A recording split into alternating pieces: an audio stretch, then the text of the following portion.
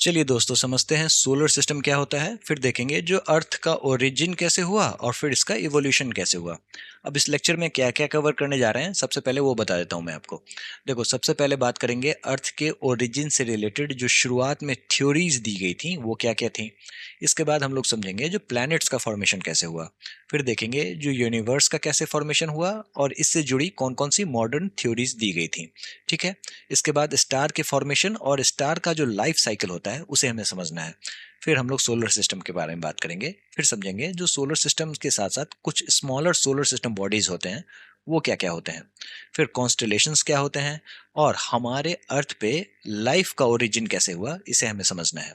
और इन सभी चीज़ों से जुड़ी हुई जितनी भी स्पेस मिशंस हैं उसे हमें समझना है। लेकिन एक बात आप समझ लो, जो स्पेस मिशन को मैं अलग से कवर करूंगा, इसी टॉपिक में स्पेस मिशन टॉपिक नाम होगा। ठीक है। इसको मैं अलग से कवर करूंगा जहां पे मैं इन सभी चीजों को विस्तार से आपको समझाऊंगा। ठीक है। फिर हम लोग प्रीवियस ईयर क्वेश्चंस को लगाएंगे। ठीक है। अब दोस्तों, इस चैप्टर को अच्छे से समझने के लिए फिजिक्स के कुछ नियम को अगर आप समझ लो तो बहुत ही अच्छा रहेगा। देखो, मैं आपको यहाँ पे फिजिक्स नहीं पढ़ा रहा हूँ, लेकिन बस कुछ चीजें आपको आसान भाषा में समझा देना चाहता हूँ ताकि आपकी अंडरस्टैंडिंग इस चैप्टर की बेहतर रहे। सबसे पहले समझ लो इनर्शिया क्या होता है। तो इनर्शिया एक तरीके की टेंडेंसी है। किसकी टेंडेंसी है? तो किसी भी ऑब्जेक्ट की टेंडेंसी है। आसान भाषा में कहे तो कोई भी ऑब्जेक्ट अगर रेस्ट में है तो वो हमेशा रेस्ट में ही रहना चाहता है, अगर मोशन में है तो वो हमेशा मोशन में ही रहना चाहता है, तब तक जब तक इन सभी पे कोई बाहरी फोर्स ना लगे। ये महिला क्या कर रही हैं? तो फिर लकड़ी के टुकड़े को इस तरीके से इन्होंने इकट्ठा कर रखा है, नीचे से ये रोल से मार रही हैं। जिसको मार रही हैं वही मूव कर रहा है, बाकी की लकड़ियां जो हैं वो अपनी ही जगह पे टिकी हुई हैं। ठीक है। यही है लॉ ऑफ इनर्शिया। दूसरा लॉ क्या है? तो ये है कंजर्वेशन ऑफ एंगुलर मोमेंटम। अब देखो, पूरे यूनिवर्स में जो भी सेलेस्टियल बॉडीज घूम रही है ना, वो इसीलिए घूम रही हैं ताकि वो कंजर्वेशन ऑफ एंगुलर मोमेंटम को फॉलो कर सकें। कंजर्वेशन ऑफ एंगुलर मोमेंटम क्या कहता है? ये कहता है the angular momentum of a system remains constant if no external torque acts on it. यानी कि जो चीजें घूम रही हैं वो बस घूमते ही रहना चाहती हैं तब तक जब तक बाहर से कोई धक्का ना लगे। ये इनर्शिया का ही भाई है। समझ में आ गया? तीसरी बात, ग्रेविटेशन। ये क्या होता है वो समझ लो। देखो, ऐसा है, जो आपको इमेजिन करना है, जो पूरा का पूरा यूनिवर्स जो है वो इस चादर पे टिका हुआ है। ये चादर किस चीज का बना हुआ है? तो स्पेस और टाइम का चादर है। ठीक है। समझ में आ गया? अब समझो ग्रेविटेशन क्या होता है। तो gravitation is the natural force of attraction between any two bodies that have मास। यानी कि दो बॉडीज के बीच का अट्रैक्शन है, ठीक है, लेकिन दैट हैज मास। अब यहाँ पे मास जो है ना, वो बहुत बड़ा फैक्टर है। जिसका मास ज्यादा होगा वो इस चादर पे बड़ा गड्ढा बनाएगा और उसी को बाकी के सेलेस्टियल जो बॉडीज हैं वो उसी के अराउंड रिवॉल्व करती हुई नजर आएंगी। यहाँ पे अर्थ है, अर्थ ने एक गड्ढा बना दिया है स्पेस टाइम में। क्यों? क्योंकि इसके पास मास है। और मून जो है ये इसके चारों ओर रोटेट कर रहा है। अब ठीक बगल में यहाँ पे होगा सन, जो इसी स्पेस टाइम के चादर में और भी बड़ा गड्ढा बना देगा और ये जो अर्थ है वो उसके चक्कर काट रही होगी। समझ में आ गया?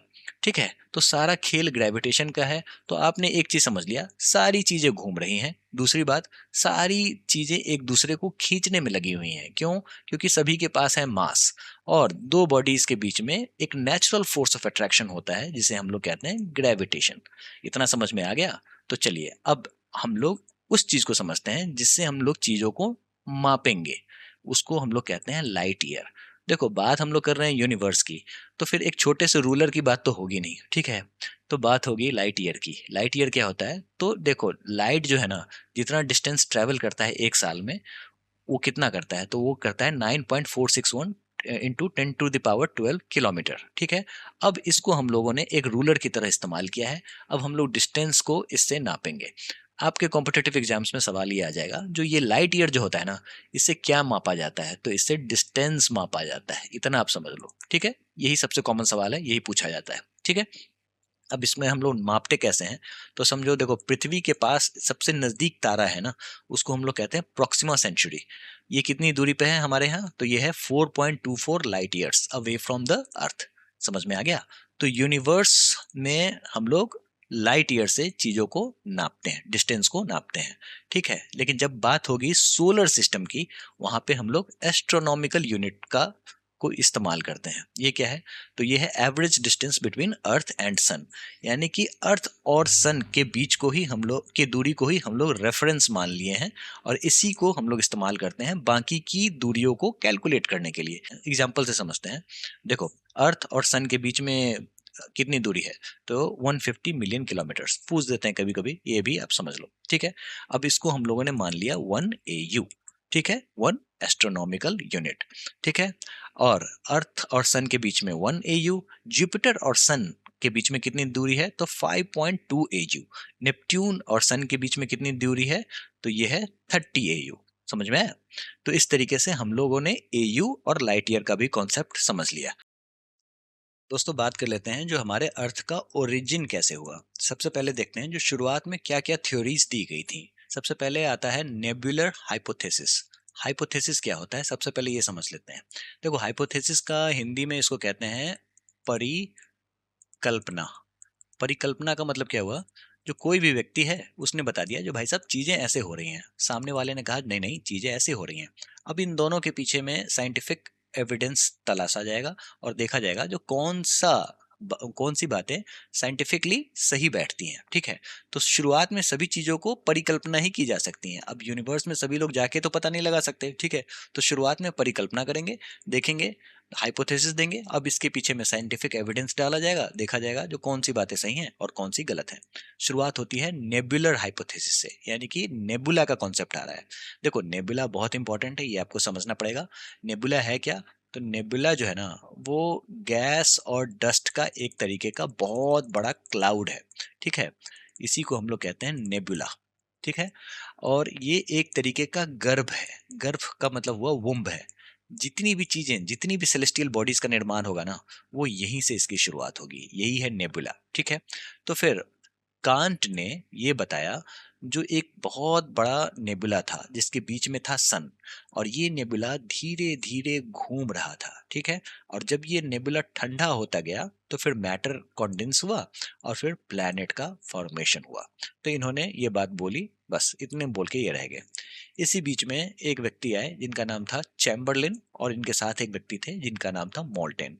इनका ये कहना था जो सन के पास में एक स्टार पास से गुजरा और इसने क्या किया, सन से कुछ खींच लिया। क्या खींच लिया? तो कुछ मैटर खींच लिया, बाद में यही चीजें रोटेट होती रह गई सन के और धीरे धीरे प्लैनेट बन गए। ठीक है, इन व्यक्ति का जो आर्ग्यूमेंट था वो खत्म हो गया और इस बार एनसीईआरटी में भी इसको जगह नहीं दी गई, एनसीईआरटी से भी इसको निकाल के फेंक दिया गया। तो अब एनसीईआरटी से प्लैनेटेसिमल हाइपोथेसिस आउट है। ठीक है, इसी से जुड़ा हुआ एक और चीज है जिसे हम लोग कहते हैं बाइनरी थ्योरी। ये क्या कहता है? जो सन के पास एक कंपेनियन स्टार था और इन्हीं के इंटरेक्शन से प्लैनेट का फॉर्मेशन हुआ। समझे?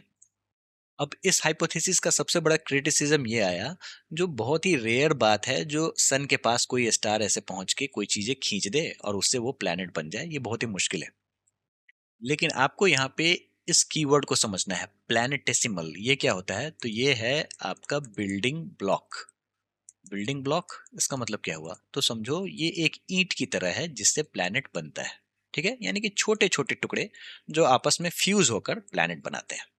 तो आपने समझा, प्लैनेटेसिमल थ्योरी हाइपोथेसिस किसने दिया था? तो चैम्बरलाइन एंड मोल्टन ने दिया था। ठीक है, उसके बाद बात कर लेते हैं उसी नेबुलर हाइपोथेसिस की जिसको इमैनुअल कांट ने दिया था, जिसको बाद में लेप्लेस ने रिवाइज किया था।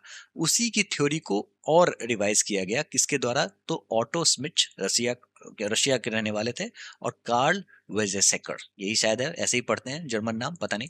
ठीक है, तो इन्होंने क्या मॉडिफाई किया? इन्होंने ये बताया जो ये सोलर नेबुला जो था ना, इसमें था हाइड्रोजन, हीलियम और डस्ट, और इन सभी का कोलिजन होता है, फिर फ्रिक्शन होता है, और ये डिस्क शेप क्लाउड बन जाता है इस तरीके का। और ये जो आप छोटे छोटे देख रहे हो ना, ये हैं प्लैनेटेसिमल्स।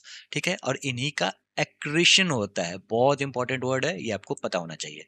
एक्रीशन क्या होता है? तो small particles sticking together to form larger bodies, यानी कि जितने भी प्लैनेटेसिमल्स थे उनका एक्रीशन होता है। कहाँ पे होता है? तो इस डिस्क पे होता है, इसको कहते हैं एक्रीशन डिस्क। ठीक है, बस आपको कीवर्ड पता चलना चाहिए। जितना आपने कीवर्ड पे फोकस करना है उतना ही आपके लिए अच्छा है। ठीक है, जब आपको कीवर्ड पता अच्छे से रहेगा, ऑप्शन से एलिमिनेट करोगे एग्जाम में और आपको सही आंसर पे आप ऑटोमेटिकली पहुंच जाओगे। ठीक है, तो बस आप इतना समझ लो, जो ये नेबुलर हाइपोथेसिस का जब रिवीजन होता है तो फिर एक्रीशन डिस्क का कॉन्सेप्ट आता है। ठीक है, और एक्रीशन डिस्क पे ही प्लैनेट का फॉर्मेशन होता है। ठीक है, तो अब समझते हैं, जो ये तो सारे हाइपोथेसिस थे, लेकिन इन सभी के आधार पे प्लैनेट का फॉर्मेशन होता कैसे है वो समझ लो। ठीक है, देखो शुरुआत में होता है नेबुला, उसके बाद वो डिस्क में कन्वर्ट होता है। अब ये जो डिस्क है ना, इसके ठीक बीच में ये सूरज है।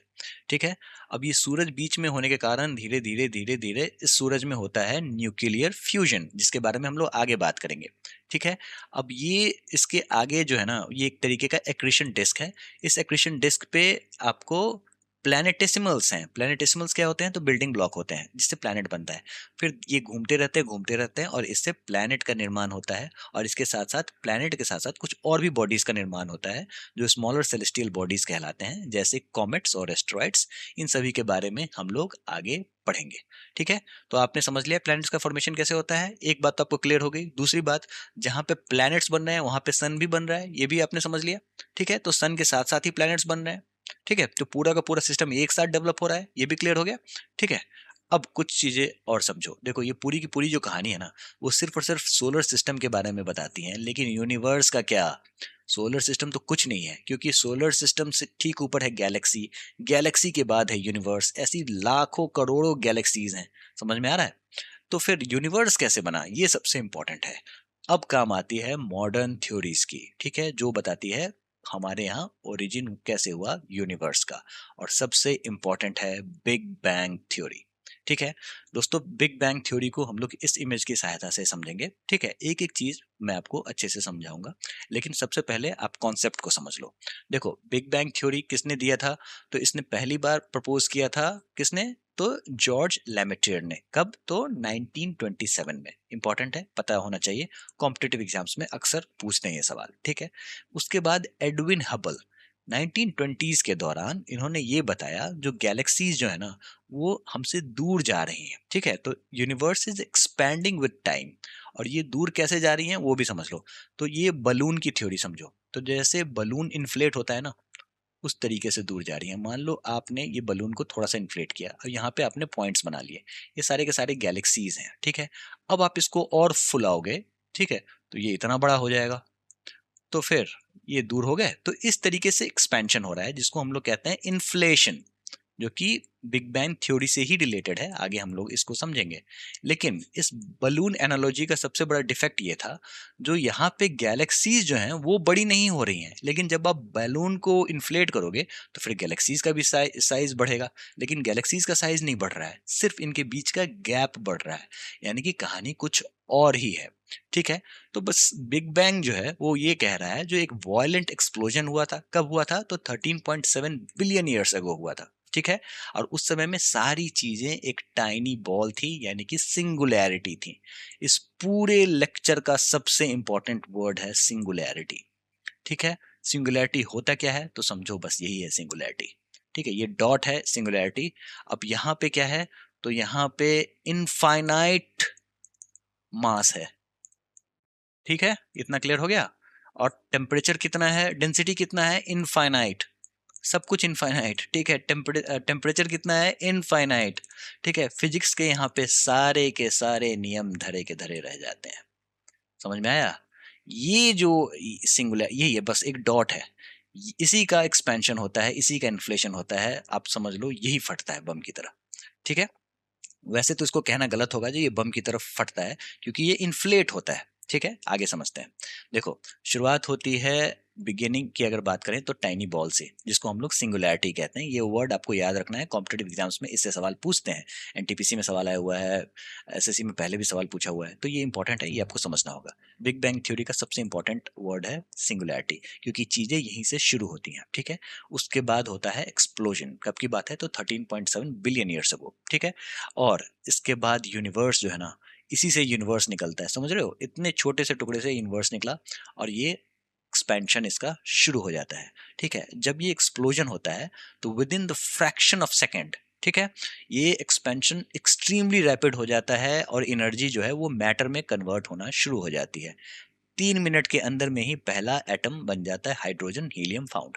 मैगी को बनने में 2 मिनट लगते हैं दोस्तों ठीक है, लेकिन यहाँ पे 3 मिनट में हाइड्रोजन और हीलियम पहला एटम बन जाता है। ये बात आप समझ लो, जब हम लोग चार्ट में देखेंगे तो चीजें आपको और भी अच्छे से समझ में आएंगी। ठीक है, फिर आते हैं स्टेज 3। स्टेज 3 इस बार का सीजीएल का आपका सवाल है। ठीक है, सीजीएल में इस बार सवाल पूछा गया था, जो कितने साल पहले टेम्परेचर जो है वो 4500 केल्विन ड्रॉप हो जाता है और दुनिया यूनिवर्स जो है वो ट्रांसपेरेंट हो जाती है।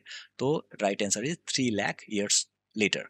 तो इसका मतलब ये हुआ, जो हमें जितने भी डेटा वाले सवाल हैं वो एनसीईआरटी से ही सॉल्व होंगे, समझ में आया? तो वहीं से हमें रेफरेंस लेना है। ठीक है, तो 3 लाख साल पहले टेम्परेचर 4500 के होता है, यानी कि कूल होता है, थोड़ा सा ड्रॉप होता है टेम्परेचर, और फिर दुनिया होती है ट्रांसपेरेंट। और जब यहाँ पे ट्रांसपेरेंट होती है तो लाइट कुड ट्रेवल फ्रीली। कब की बात है? तो 3,80,000। कहाँ से ये डेटा आया तो आगे बात करेंगे इसके बारे में। ठीक है, फिर हमने समझा जो दुनिया का एक्सपेंशन होता है। ठीक है, और ये एक्सपेंशन कैसे होता है? तो देखो, गैलेक्सीज जो होती हैं, ठीक है, गैलेक्सी समझ में आया क्या होता है? तो देखो, ये है हमारा अर्थ, ये लगा रहा है सन के चक्कर, बाकी के भी प्लैनेट्स हैं ये लगा रहे हैं सन के चक्कर। अब ये ना किसी गैलेक्सी का पार्ट है, तो हमारा अर्थ जो है वो है मिल्की वे गैलेक्सी का पार्ट, और ये चक्कर लगाया जा रहा है। ठीक है, वे मिल्की वे में सन जो है ना, सन के चक्कर बाकी के प्लैनेट्स लगा रहे हैं। ठीक है, और ये है पार्ट मिल्की वे का। ठीक है, तो ये एक तरीके का गैलेक्सी हुआ, ऐसे करोड़ों गैलेक्सीज हैं। अब इन गैलेक्सीज के बीच में दूरियां बढ़ रही हैं, लेकिन गैलेक्सी का साइज नहीं बढ़ रहा है, ये इंपॉर्टेंट है, और अक्सर कॉम्पिटेटिव एग्जाम्स में फंसाने वाले सवाल यहाँ पे आ जाते हैं। ठीक है, तो ये था आपका modern theory number 1। Modern theory number 2, सिर्फ एक लाइन आपको समझना है। जो एक व्यक्ति थे जिनका नाम था हॉयल, हॉल ने बताया जो भाई ऐसा है, जो कुछ एक्सपैंड नहीं कर रहा है, जैसा यूनिवर्स था वैसा है, आज भी है, कुछ नहीं आगे बढ़ रहा है। ठीक है, लेकिन जितने भी सबूत मिले हैं वो इस बात के मिले हैं जो यूनिवर्स सही में एक्सपैंड कर रहा है। ठीक है, तो एक्सपेंडिंग यूनिवर्स मॉडल जो है वो ज़्यादा आज के डेट में सटीक बैठता है। बिग बैंग थ्योरी जो है वो ज़्यादा सटीक बैठता है। ठीक है, तो आपने समझ लिया जो यूनिवर्स से रिलेटेड 2 थ्योरीज दी गई हैं, कौन सी? तो एक बिग बैंग थ्योरी और दूसरी स्टेडी स्टेट थ्योरी, जो कि हर्ल के द्वारा दी गई थी। ठीक है, अब हम लोग यहाँ पे बिग बैंग को समझते हैं अच्छे से। ठीक है, देखो यहाँ पे सिंगुलैरिटी था, वो फटा। यहाँ पे टाइम इज इक्वल टू 0, ये आप समझ लो। सारा स्पेस टाइम फिजिक्स वगैरह सब यहीं पे फेल हो जाना है। ठीक है, यहाँ पे टाइम बिल्कुल 0 हो जाता है। इसको आप आगे भी अच्छे से समझोगे जब मैं आपको ब्लैक होल के बारे में बताऊंगा।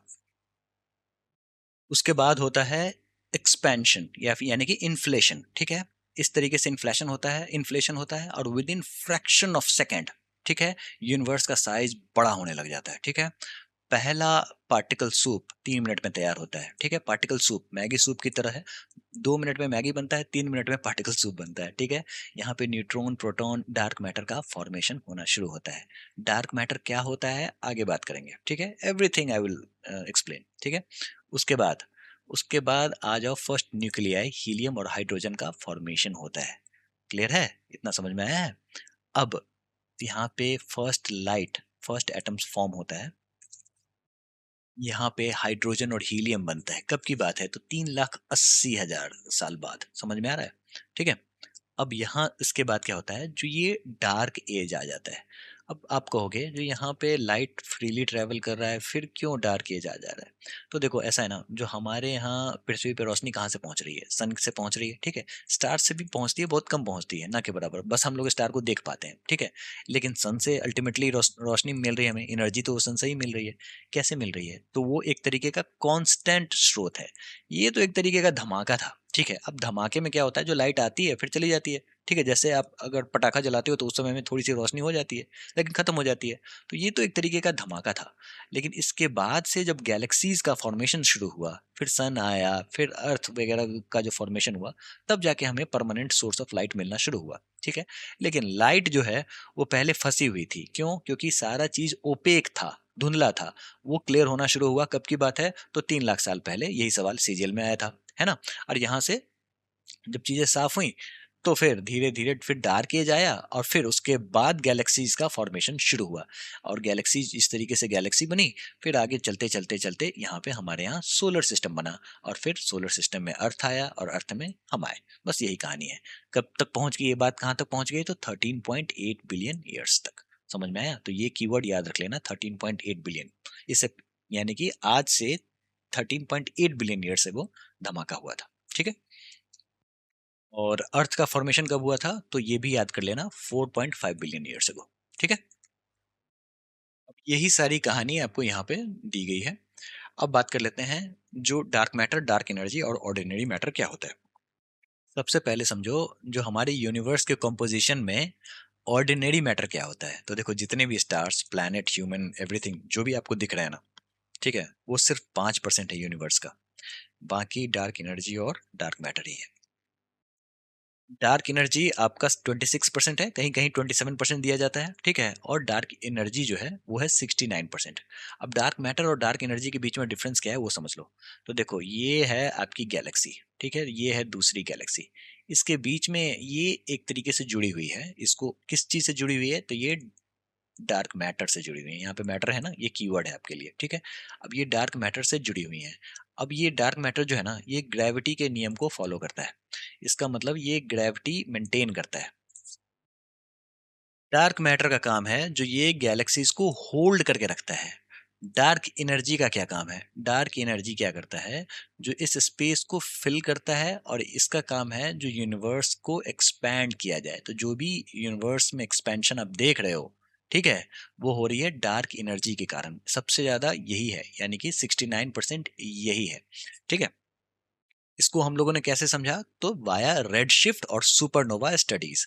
ये दोनों क्या होते हैं आगे आपको पता चलेगा। बस इतना समझ लो, जो लगभग 68% या फिर 69% डार्क एनर्जी ही है। तो आपने समझा जो डार्क मैटर जो है वो एक तरीके से दो गैलेक्सीज के बीच में ग्लू का काम करती है। डार्क एनर्जी जो है ये यूनिवर्स के एक्सपेंशन में मदद करती है और इसके बेसिस पे यूनिवर्स का एक्सपेंशन होता है। तो एक बात तो हमने समझ ली, जो ये था आपका बिग बैंग थ्योरी। लेकिन प्रूफ क्या है, कैसे प्रूफ करेंगे? क्योंकि हर चीज तो हाइपोथेसिस से शुरू होती है ना। तो प्रूफ भी है, बिल्कुल प्रूफ है। तो वो है रेड शिफ्ट, जो कि हबल्स लॉ पे चलता है। ये क्या है? देखो जब हम लोग गैलेक्सीज को देखते हैं ना, तो हमें एक चीज समझ में आता है, जो गैलेक्सी जो है ना वो red end of the spectrum पे शिफ्ट हो रही हैं। अब ये है क्या, आगे मैं आपको समझाऊंगा। यहाँ पे एक लाइन में नहीं समझने की चीज है। इससे सवाल पूछते रहें, डिफरेंट कॉम्पिटेटिव एग्जाम्स में सवाल आते हैं, तो इससे आपको समझना होगा। ये कॉन्सेप्ट ऑफ रेड शिफ्ट बहुत इंपॉर्टेंट है। दूसरा है कॉस्मिक माइक्रोवेव बैकग्राउंड, सीएमबी। ठीक है, यानी कि फेंट रेडिएशन जो कि निकली थी बिग बैंग के समय में। ठीक है। लेकिन हम लोगों ने इसको पहली बार डिस्कवर किया था 1965 में, और इसको हम लोग आफ्टर ग्लो बुलाते हैं। ठीक है। यानी कि उस समय में जो लाइट निकली थी ना, ठीक है, उस समय में जो वेव्स, रेडिएशंस निकले थे, वो आज तक डिटेक्ट होते हैं। ठीक है। और ये माइक्रोवेव बैकग्राउंड होते हैं, इसको कहते हैं हम लोग कॉस्मिक माइक्रोवेव बैकग्राउंड। दोस्तों पहले देखो, आज के डेट में अगर टेलीविजन आप चलाओगे, अगर आप वो इंटरनेट से कनेक्टेड नहीं होगा या फिर कोई केबल टीवी से कनेक्टेड नहीं होगा, तो फिर यहाँ पे नो सिग्नल लिख देगा, है ना। लेकिन पहले ऐसा नहीं था। पहले का टेलीविजन जो था ना, वो इस तरीके से झिलझिली दिखाता था और एक तरीके की आवाज आती थी। अब ये झिलझिली और आवाज आती कहाँ से थी? ठीक है, क्या ये तो प्रोग्राम करके डाला नहीं था, ये अलग से आती थी। ये आती कहाँ से थी? तो देखो बगल में जितने भी इलेक्ट्रोमैग्नेटिक वेव्स थे ना, उसके कारण ये झिलझिली और आवाज आती थी। पहले इस तरीके का एक एंटेना लगाया जाता था और ये सिग्नल्स को कैच करता था, और ये सीएमबी को भी कैच करता था। यही कारण है जो इस झिलझिली में आवाज आती थी उसका 1% ये सीएमबी था। यानी कि बिग बैंग जो हुआ था उसका सबूत आपके घरों में भी देखने को मिलता था। यानी कि कॉस्मिक माइक्रोवेव बैकग्राउंड रेडिएशन जो था, वो आपके टीवी के द्वारा भी कैप्चर किया जाता था। ठीक है। तो ये होगी। अब तीसरी बात ये है, जो abundance of light elements, predicted ratios of hydrogen and helium match observation. इसका मतलब ये हुआ, जो देखो शुरुआत में हाइड्रोजन और हीलियम ही निकला था ना, ठीक है, तो जिस एबिंडेंस में निकला था वो आज भी इस बात को मैच करता है। ठीक है। अब हम लोग रेड शिफ्ट और कॉस्मिक माइक्रोवेव बैकग्राउंड को समझते हैं। देखो कॉस्मिक माइक्रोवेव बैकग्राउंड को हम लोगों ने अच्छे से समझ लिया। बात कर लेते हैं रेड शिफ्ट की। उससे पहले आप समझो लाइट के बारे में। लाइट क्या है? तो लाइट एक तरीके का वेव है। ठीक है। तो light travels in waves just like sound और रिपल्स इन वाटर। इतना क्लियर है? इस तरीके से वेव की तरह ये ट्रेवल करती है। ठीक है। अब इस वेव का बस इतना ही पार्ट जो है वो विजिबल होता है। ये है आपका विजिबल स्पेक्ट्रम। ठीक है, यानी कि 380 एनएम से लेके 750 एनएम तक, ठीक है, ये विजुअल स्पेक्ट्रम है। और अगर इस बात को समझो तो बस ये समझो, जो ब्लू लाइट और वॉयलेट लाइट जो है होती है ना, ठीक है, उसका वेवलेंथ जो है इस तरीके का छोटा होता है, लेकिन रेड लाइट जो होती है उसका वेवलेंथ चौड़ा होता है। यानी कि रेड लाइट जो है ना वो दूर से ही आपको दिख जाएगी। यही कारण है जो जितने भी ट्रैफिक लाइट्स होंगे ना, सबसे ऊपर वाला लाइट होगा रेड। ठीक है, और रेड इसलिए दिया जाता है क्योंकि ये स्टॉप का साइन होता है ट्रैफिक लाइट में, है ना, और ये दूर से ही दिख जाता है, इसीलिए इसको ऊपर दिया गया है ताकि तुम दूर से ही देख लो और समझ जाओ यहाँ पे रेड लाइट है। या तो कट लो बगल से या फिर आके रुक जाना, ठीक है, रेड लाइट जंप मत करना। समझ में आया? तो अब ये सिंपल समझ लो, जो शॉर्ट वेवलेंथ जो है ना वो ब्लू और वॉयलेट लाइट होती है, लॉन्ग वेवलेंथ जो है वो रेड लाइट होती है। ठीक है, अब एक और नियम समझो, उसका नाम है डॉपलर इफेक्ट। डॉपलर इफेक्ट क्या कहता है? ये आपको ये बताता है जो साउंड वेव ट्रेवल कैसे करती है। ठीक है, जैसे मान लो आप यहाँ पे खड़े हो, ठीक है, और यहाँ से एक एम्बुलेंस जो है वो आ रही है, सायरन बजाते हुए आ रही है। ठीक है, तो ये जो सायरन बजाते हुए आ रही है, जितने नज़दीक आएगी तो ये सायरन की आवाज़ आपके लिए बहुत तेज़ हो जाएगी। लेकिन अगर ये एम्बुलेंस आपके आगे निकल जाती है, मतलब आपके बगल से निकल जाती है, ठीक है, तो अब जो आपको साउंड वेव सुनाई देगा वो थोड़ी सी दूर तक सुन, मतलब ये थोड़ा सा लो पिच में सुनाई देगा। ठीक है, तो यही होता है डॉपलर इफेक्ट। ये सारा खेल डॉपलर इफेक्ट के कारण ही होता है। अब यही चीज लाइट वेव के साथ भी होता है। क्यों? क्योंकि लाइट भी एक तरीके का वेव है। ठीक है, तो अगर कोई ऑब्जेक्ट एक्सट्रीम स्पीड से हमसे दूर जा रही होगी, ठीक है, तो फिर लाइट वेव्स जो होंगे, ठीक है, अगर हमारे पास आ रही है एक्सट्रीम स्पीड से तो लाइट जो होगी वो बंच्ड अप हो जाएगी। अगर अगर दूर जा रही होंगी तो वो लाइट वेव अलग अलग हो जाएंगी, मतलब दूर हो जाएंगी इस तरीके से। और आपको पता है जब दूर हो जाएंगी तो वो रेड कलर की दिखेंगी, और जब वो नजदीक आ जाएंगी लाइट वेव्स तो वो ब्लू कलर की दिखेंगी। समझ में आया? इतनी कहानी आपको बस एक बात समझाने के लिए है, जो गैलेक्सीज हमसे दूर जा रही हैं और ये रेड कलर की अब दिख रही हैं, ठीक है, जैसे आप देख रहे हो तो ये रेड शिफ्ट की ओर चली गई हैं, ये लॉन्ग वेव्स के कारण दिख रही हैं। ठीक है, और ये हमसे दूर जा रही हैं। ठीक है, तो क्या किसी गैलेक्सी में ब्लू शिफ्ट भी देखने को मिलता है? बिल्कुल देखने को मिलता है।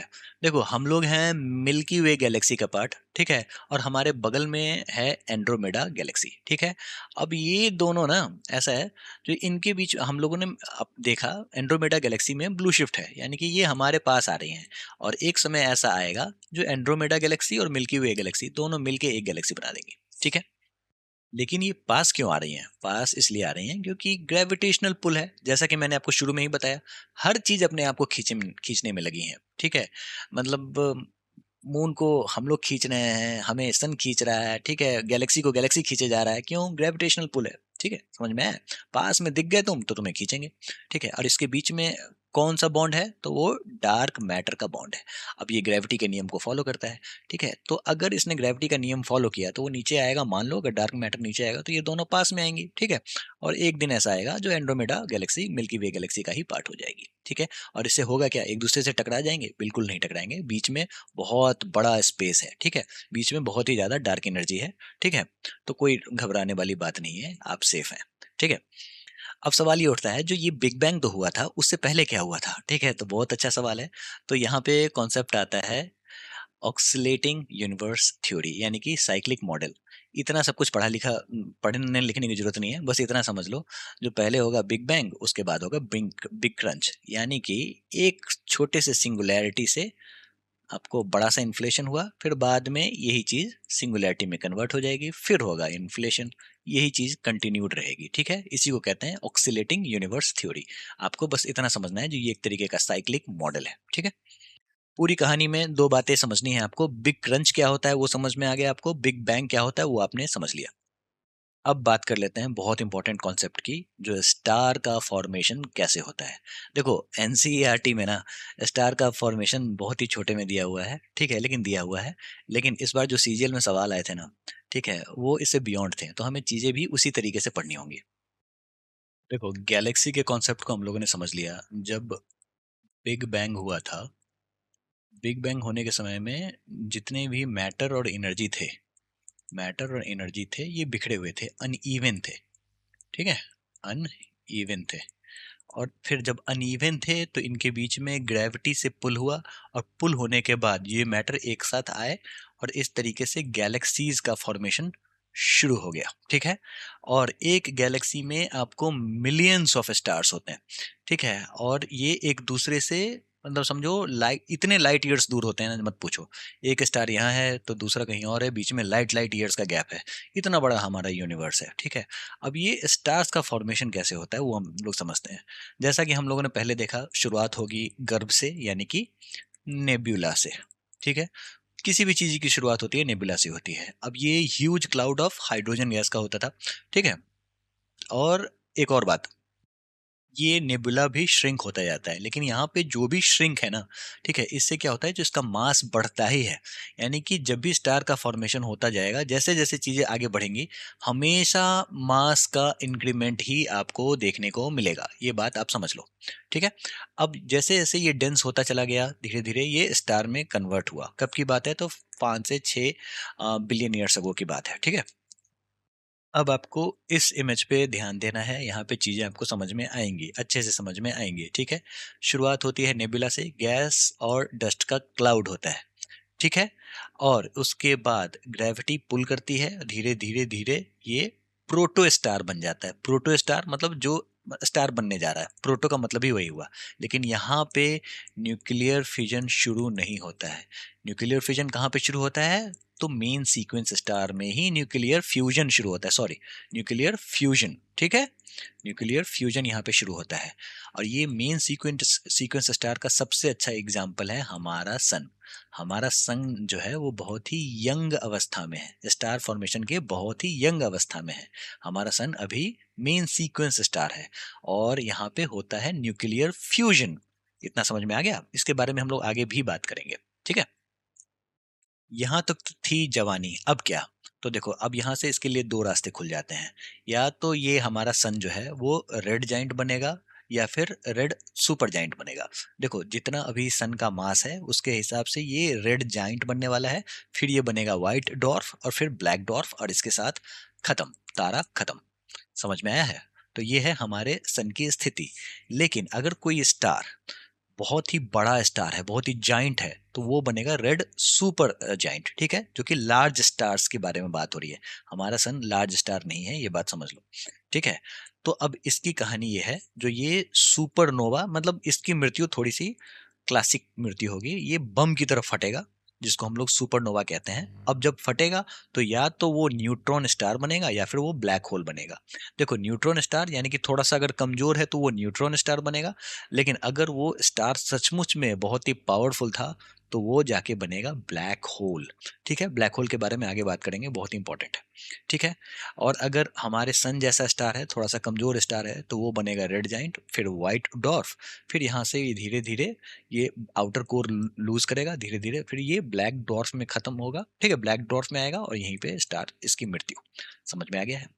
अब यहाँ पे एक बहुत ही इंपॉर्टेंट कॉन्सेप्ट है जो चंद्रशेखर ने दिया था, जिसको हम लोग चंद्रशेखर लिमिट कहते हैं। और इसके लिए उनको नोबेल प्राइज भी मिला था। मतलब एक व्यक्ति, हमारे भारत के ऐसे व्यक्ति हैं जिन्होंने पूरी स्पेस, समझ लो पूरे जितने भी साइंटिस्ट हैं ना, उनको रिवोल्यूशनाइज कर दिया, ठीक है। ऐसी बात ही बोल दी। और उस समय में ये 19 साल के मात्र थे। इन्होंने ये बता दिया जो कौन सा स्टार व्हाइट डॉर्फ बनेगा, और कौन सा सुपरनोवा बनेगा, ठीक है, कौन सा ब्लैक होल की तरफ मूव करेगा, ठीक है। ये बातें उन्होंने सेट करके दे दी एक फॉर्मूला से। फॉर्मूला ये था, जो अगर किसी व्हाइट डॉर्फ का मास जो है ना 1.44 सन, यहाँ पे मेन सीक्वेंस स्टार की बात नहीं हो रही, यहाँ पे सन की ही बात हो रही है, ठीक है। सन एक तरीके का मेन सीक्वेंस स्टार है, लेकिन इन्होंने रेफरेंस सन को बना दिया। अब यानी कि सन, अगर कोई व्हाइट डॉर्फ का वजन यानी कि मास 1.44 सन से ज्यादा है, तो वो फिर भाई साहब सुपरनोवा बन जाएगा, ठीक है। तो वो आपको व्हाइट डॉर्फ में खत्म नहीं होने जा रहा है, वो सुपरनोवा में खत्म होने वाला है। अगर इससे कम है तो उसकी मृत्यु होगी ब्लैक डॉर्फ बन के, ठीक है। तो इसी को हम लोग चंद्रशेखर लिमिट कहते हैं। चंद्रशेखर लिमिट, समझ में आया है, ठीक है। तो चलिए, अब आपने एक चीज समझ लिया, जो किस तरीके से स्टार का लाइफ साइकिल होता है, ठीक है। एक बात समझ लो, जो देखो जब सुपरनोवा होता है ना, जो एक तरीके का वॉयलेंट एक्सप्लोजन होता है, उसके बाद या तो बनेगा वो न्यूट्रॉन स्टार या फिर ब्लैक होल। अब न्यूट्रॉन स्टार स्टार जो होता है ना, ये बहुत ही ज्यादा डेंस होता है, ये इतना डेंस होता है, जो एक चम्मच में जितना मास वो आएगा न्यूट्रॉन स्टार का, वो माउंट एवरेस्ट से भी ज्यादा होगा। समझ में आ गया, इतना डेंस होता है वो, ठीक है। तो ये तो इसका कमजोर कड़ी है, सबसे मजबूत कड़ी है ब्लैक होल। ब्लैक होल का मतलब ये हुआ, जो समझ जाओ सब कुछ खत्म, फिजिक्स के सारे नियम यहाँ पे फेल। ठीक है, आगे इसके बारे में भी हम लोग बात करेंगे। तो आपने चंद्रशेखर लिमिट को समझ लिया, जो एक बंदे ने 19 साल की उम्र में कुछ ऐसा बता दिया जो पूरी की पूरी स्पेस इंडस्ट्री ही रिवोल्यूशनाइज होगी। ठीक है, ये समझ में आ गया आपने। ठीक है, और इनको नोबेल प्राइज कब मिलता है वो देखो, 1983 में। और इन्होंने ये कब दिया था, तो इन्होंने इस चंद्रशेखर लिमिट का डिस्कवरी किया था 1930 में। ठीक है, तो इतने दिनों बाद जाके इनको नोबेल प्राइज मिला। क्या कर सकते हैं, जो भी है। अब तुम ब्लैक होल के बारे में समझो, बहुत इंपॉर्टेंट है। ठीक है, देखो मैंने आपको बताया था, जो सारी चीजें आप समझो इस स्पेस टाइम के चादर पे है। तो सन जो है अगर इतना बड़ा गड्ढा करेगी, तो व्हाइट डॉर्फ जो होगा वो इतना बड़ा गड्ढा कर देगी, यानी कि इसका मास ज्यादा हो जाएगा। जिसका ज्यादा मास वो सबसे बड़ा गड्ढा बना रही है स्पेस टाइम में। ठीक है, और ये स्पेस टाइम के कारण ये देखो, ये जो दिख रहा है फैब्रिक खिंच गया ना, तो यानी कि टाइम यहाँ पे भी खिंच जा रहा है, जिसको टाइम डायलेशन कहते हैं हम लोग। ठीक है, और जो न्यूट्रॉन स्टार होगा उसका डेंसिटी तो सबसे ज्यादा होगा। ठीक है, तो वो देखो किस तरीके से इसने फैब्रिक को खींच दिया। तो यहाँ पे टाइम जो है वो बहुत ही ज्यादा खिंच गया है। ठीक है, तो यानी कि यहाँ पे अगर आपने 2 घंटे बिताए होंगे, ठीक है, तो फिर पृथ्वी पे समझो वो 2 साल बीत गए, उससे भी ज्यादा शायद 20 साल बीत गए होंगे। ठीक है, तो ये आपने समझ लिया, तो ये तो बस इतनी ही बात है। आ जाओ ब्लैक होल, ये तो सबका बाप है। ठीक है, ब्लैक होल क्या है ये समझो। देखो इस तरीके का होल है, सब ये है आपका इवेंट होराइजन, जो इस बार के सीजीएल में सवाल आया था। ठीक है, तो इवेंट होराइजन क्या है, तो ये एक तरीके का बाउंड्री है। इसके बाद असली ब्लैक होल शुरू होता है। लास्ट में आपको क्या मिलेगा, तो यही सिंगुलैरिटी मिलेगा। समझ में आ रहा है चीजें, मजा आ रहा है समझते हुए। ठीक है, तो अब इसको ऊपर से देखते हैं तो इस तरीके का दिखेगा आपको, ये डॉट दिख रहा है वो है सिंगुलैरिटी, ये बाउंड्री जो है ये है इवेंट होराइजन। ठीक है, और आपको एक रेडियस है, जान लो ये क्या कहते हैं इसको, स्वार्ज चाइल्ड रेडियस। ठीक है, जो कि सिंगुलैरिटी और इवेंट होराइजन के बीच का रेडियस है। ठीक है, बस आपको सिंगुलैरिटी और इवेंट होराइजन पता होना चाहिए। अब ब्लैक होल दिखता कैसा है, तो दोस्तों इसकी फोटोग्राफ है हमारे पास, ये देखिए ऐसा दिखता है, बिल्कुल इसी तरीके का दिखता है। ये फोटोग्राफ ली गई थी, इसको कहते हैं M87। ये उसकी फोटो, ये M87 जो है ये ब्लैक होल है, इसकी फोटोग्राफ हम लोगों ने ली है, शायद 2019 में ली थी, जो भी है। ठीक है, और अगर इसको और भी अच्छे से डिफाइन किया जाए तो ये इस तरीके का दिखेगा। ठीक है, अब ये जो आप एक तरीके का डिस्क देख रहे हो, ये है एक्रीशन डिस्क। आप कहोगे क्या यहाँ पे प्लैनेट्स का फॉर्मेशन होता है, तो नहीं, एक्रीशन डिस्क एक टर्म है। ठीक है, जहाँ पे प्लैनेट का फॉर्मेशन होता है, लेकिन यहाँ भी एक्रीशन डिस्क है। समझ में आ रहा है, तो ये आप समझ लो। सुपरनोवा आपने समझ लिया, ब्लैक होल ये रहा। ठीक है, यहाँ पे क्या आपको देखने को मिलेगा, यहाँ पे आपको देखने को मिलेगा इनफाइनाइट ग्रेविटी। ग्रेविटी की कोई सीमा नहीं है, ज्यादा से ज्यादा आप इवेंट होराइजन यानी कि एक बाउंड्री तक पहुंच जाओगे। ये मान लो ये जो देख रहे हो ना, ये है बाउंड्री, ये है इवेंट होराइजन, ये है आपको ब्लैक होल का बाउंड्री। इसके बाद तो भाई साहब बात खत्म, इसके बाद तो अंधेरा ही अंधेरा, घुप अंधेरा। यहाँ पे फिजिक्स के सारे नियम फेल। ठीक है, इतना ज्यादा ग्रेविटेशन होता है, यहाँ तक कि लाइट भी अगर बगल से जाएगी तो अंदर खींच लेगा, ऐसा है। इसके इसके बियॉन्ड अगर लाइट भी गई तो फिर खत्म। ठीक है, यहीं पे एक कॉन्सेप्ट आता है स्फैगिटेशन का। स्फैगिटी मैगी जो होती है ना, स्फैगिटी, उसी को कहते हैं स्फैगिटिफिकेशन। ये क्या होता है, मान लो अगर आप यहाँ पे पहुंच गए और ऐसे करके आप जा रहे हो, क्योंकि स्पेस में जा रहे हो। ठीक है, तो आप अगर मान लो टांग आपका इधर है, ठीक है, तो ये आपकी टांगों को इस तरीके से खींच देगा और सर को इस तरीके से खींचेगा, जो आप एक नूडल की तरह हो जाओगे। क्यों, क्योंकि आपके टांगों के पास जितना ग्रेविटेशनल फोर्स होगा और जितना आपके सर के बीच में ग्रेविटेशनल फोर्स होगा, ठीक है, इसके बीच में इतना बड़ा ग्रेविटेशनल फोर्स लग जाएगा ना, जो आपको इस तरीके से चपटा करके मैगी बना देगा। इतना बड़ा बीच में ग्रेविटेशनल फोर्स का डिफरेंस क्रिएट हो जाता है, मात्र आपके सर और टांगों के बीच में। आपके कह लो या मुझे कह लो, जो कह लो, मैं बस एग्जांपल बता रहा हूँ। तो एक टर्म और आप जान लो, ये है स्फैगिटिफिकेशन। अब कहोगे तो ये रैंडम ज्ञान नहीं है, ये भी कॉम्पिटेटिव एग्जाम से पूछा हुआ सवाल है, ठीक है। तो आपने एक्रेशन डिस्क समझ लिया, स्फैगिटिफिकेशन समझ लिया, सिंगुलैरिटी समझ लिया, इवेंट होराइजन समझ लिया, ब्लैक होल समझ लिया, सुपरनोवा समझ लिया, ठीक है। क्वासार क्या होता है? क्वासार देखो, ये सबसे चमकीली वस्तु जो आप देख रहे हो ना, ये सबसे इसको हम लोग कहते हैं क्वासार, ठीक है। अगर कॉम्पिटेटिव एग्जाम्स में पूछा जाए जो क्वासार क्या होता है, तो extremely bright distance active galactic nucleus. Neutron star क्या होता है? ऑलरेडी मैंने आपको बता दिया, जो कि dense remnant of the supernova होता है। पल्सर क्या होता है? तो पल्सर यही न्यूट्रॉन स्टार जो होता है ना, यहाँ पे ब्लैक होल है लेकिन मैं न्यूट्रॉन स्टार के बारे में बात कर रहा हूँ, ठीक है। ये अगर रोटेट करेगा एकदम तेजी से, समझो शक्तिमान जैसे गोल गोल घूमता है ना, उस तरीके से अगर तेजी से अगर रोटेट करता है, ठीक है, तो वो रेडियो पल्सेस को इमिट करने लगता है और इसको हम लोग कहते हैं पल्सर। क्लियर है? ये सारी बातें मैंने यहाँ पे वन लाइनर फॉर्म में दे दी हैं, एक बार जरूर पढ़ लेना, ठीक है, एग्जामिनेशन से पहले। अब बात कर लेते हैं सोलर सिस्टम की। अब आपको चीजें सुनी सुनी और जानी पहचानी नजर आएगी, उससे पहले तो भाई साहब अजब ही सीन था। दोस्तों, सोलर सिस्टम में आपको क्या दिख रहा है? ये दिख रहा है सन, ठीक है, और ये आपको जितने भी प्लैनेट्स हैं वो दिख रहे हैं, किसके चक्कर लगा रहे हैं? सन के चक्कर लगा रहे हैं, ठीक है। लेकिन ये एनालॉजी, ये जो थ्योरी है वो पहले नहीं थी। पहले ऐसा कहा जाता था, जो ये एक तरीके का जियो सेंट्रिक मॉडल है, यानी कि जियो यानी कि अर्थ बीच में सेंटर होगा, ठीक है, और प्लैनेट्स जो होंगे वो कम्प्लेक्स पाथ को फॉलो करेंगे और चक्कर लगाएंगे, यानी कि अर्थ के सभी लोग चक्कर लगा रहे हैं, चाहे वो सन हो या फिर प्लैनेट हो। लेकिन ये थ्योरी हो गई गलत, ठीक है। कब से? तो जब से कॉपरनिकस ने ये बताया, जो ये एक तरीके का हेलियोसेंट्रिक मॉडल है। हेलियो का मतलब हो गया सूर्य, सन, यानी कि सन के अराउंड इर्द गिर्द सभी लोग चक्कर लगा रहे हैं, ठीक है।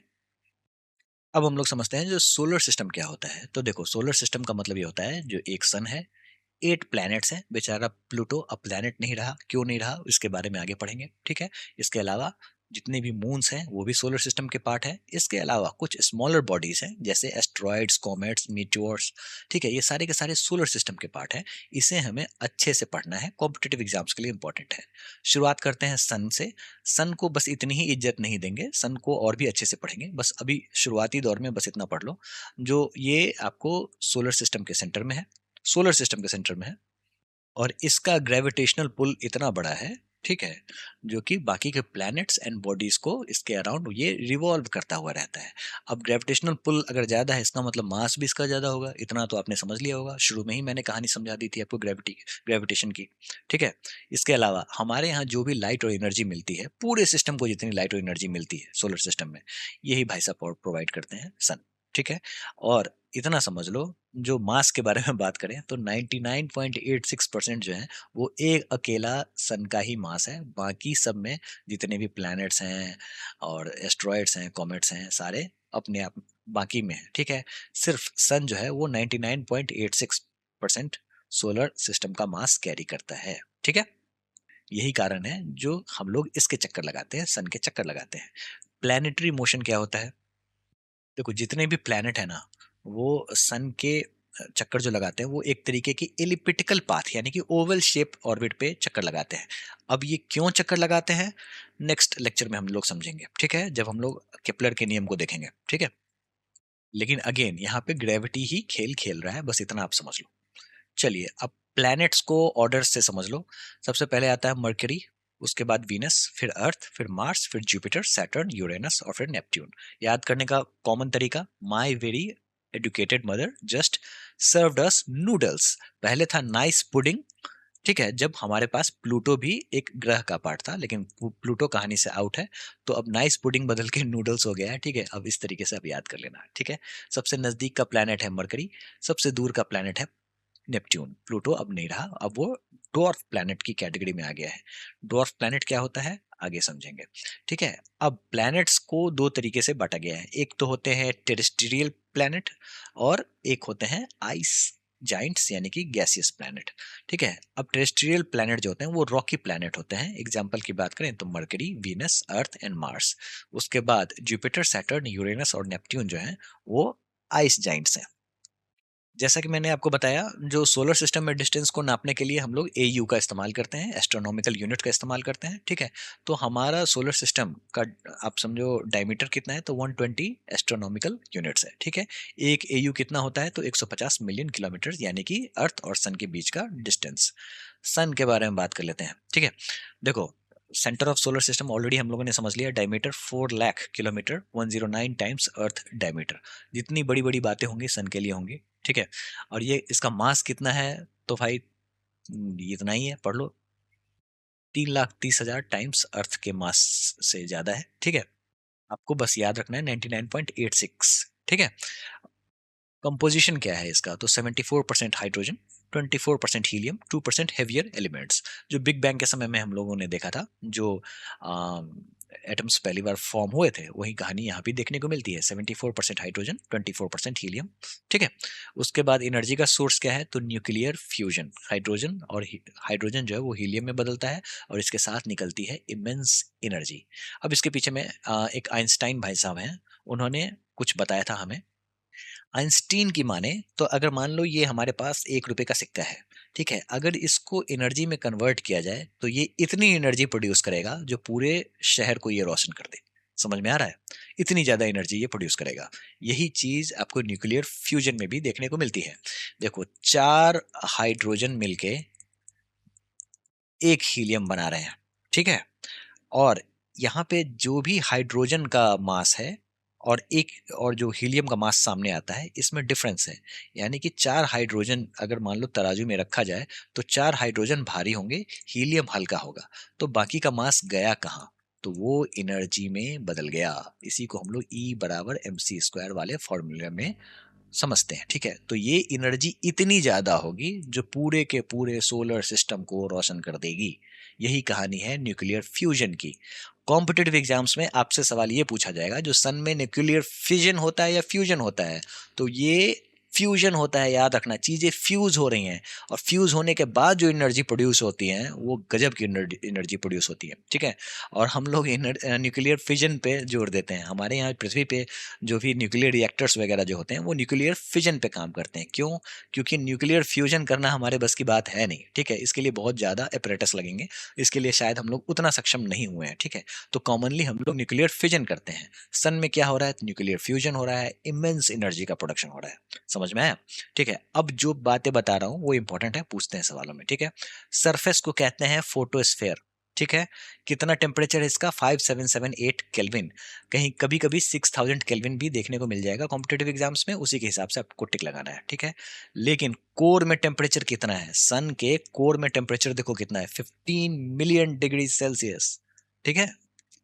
अब ये चीज समझो, अगर अर्थ को सॉरी सन को बाइसेक्ट किया जाए तो इस तरीके का दिखेगा।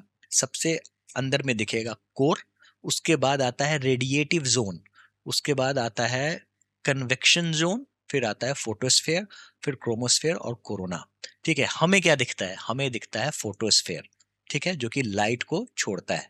समझ में आया?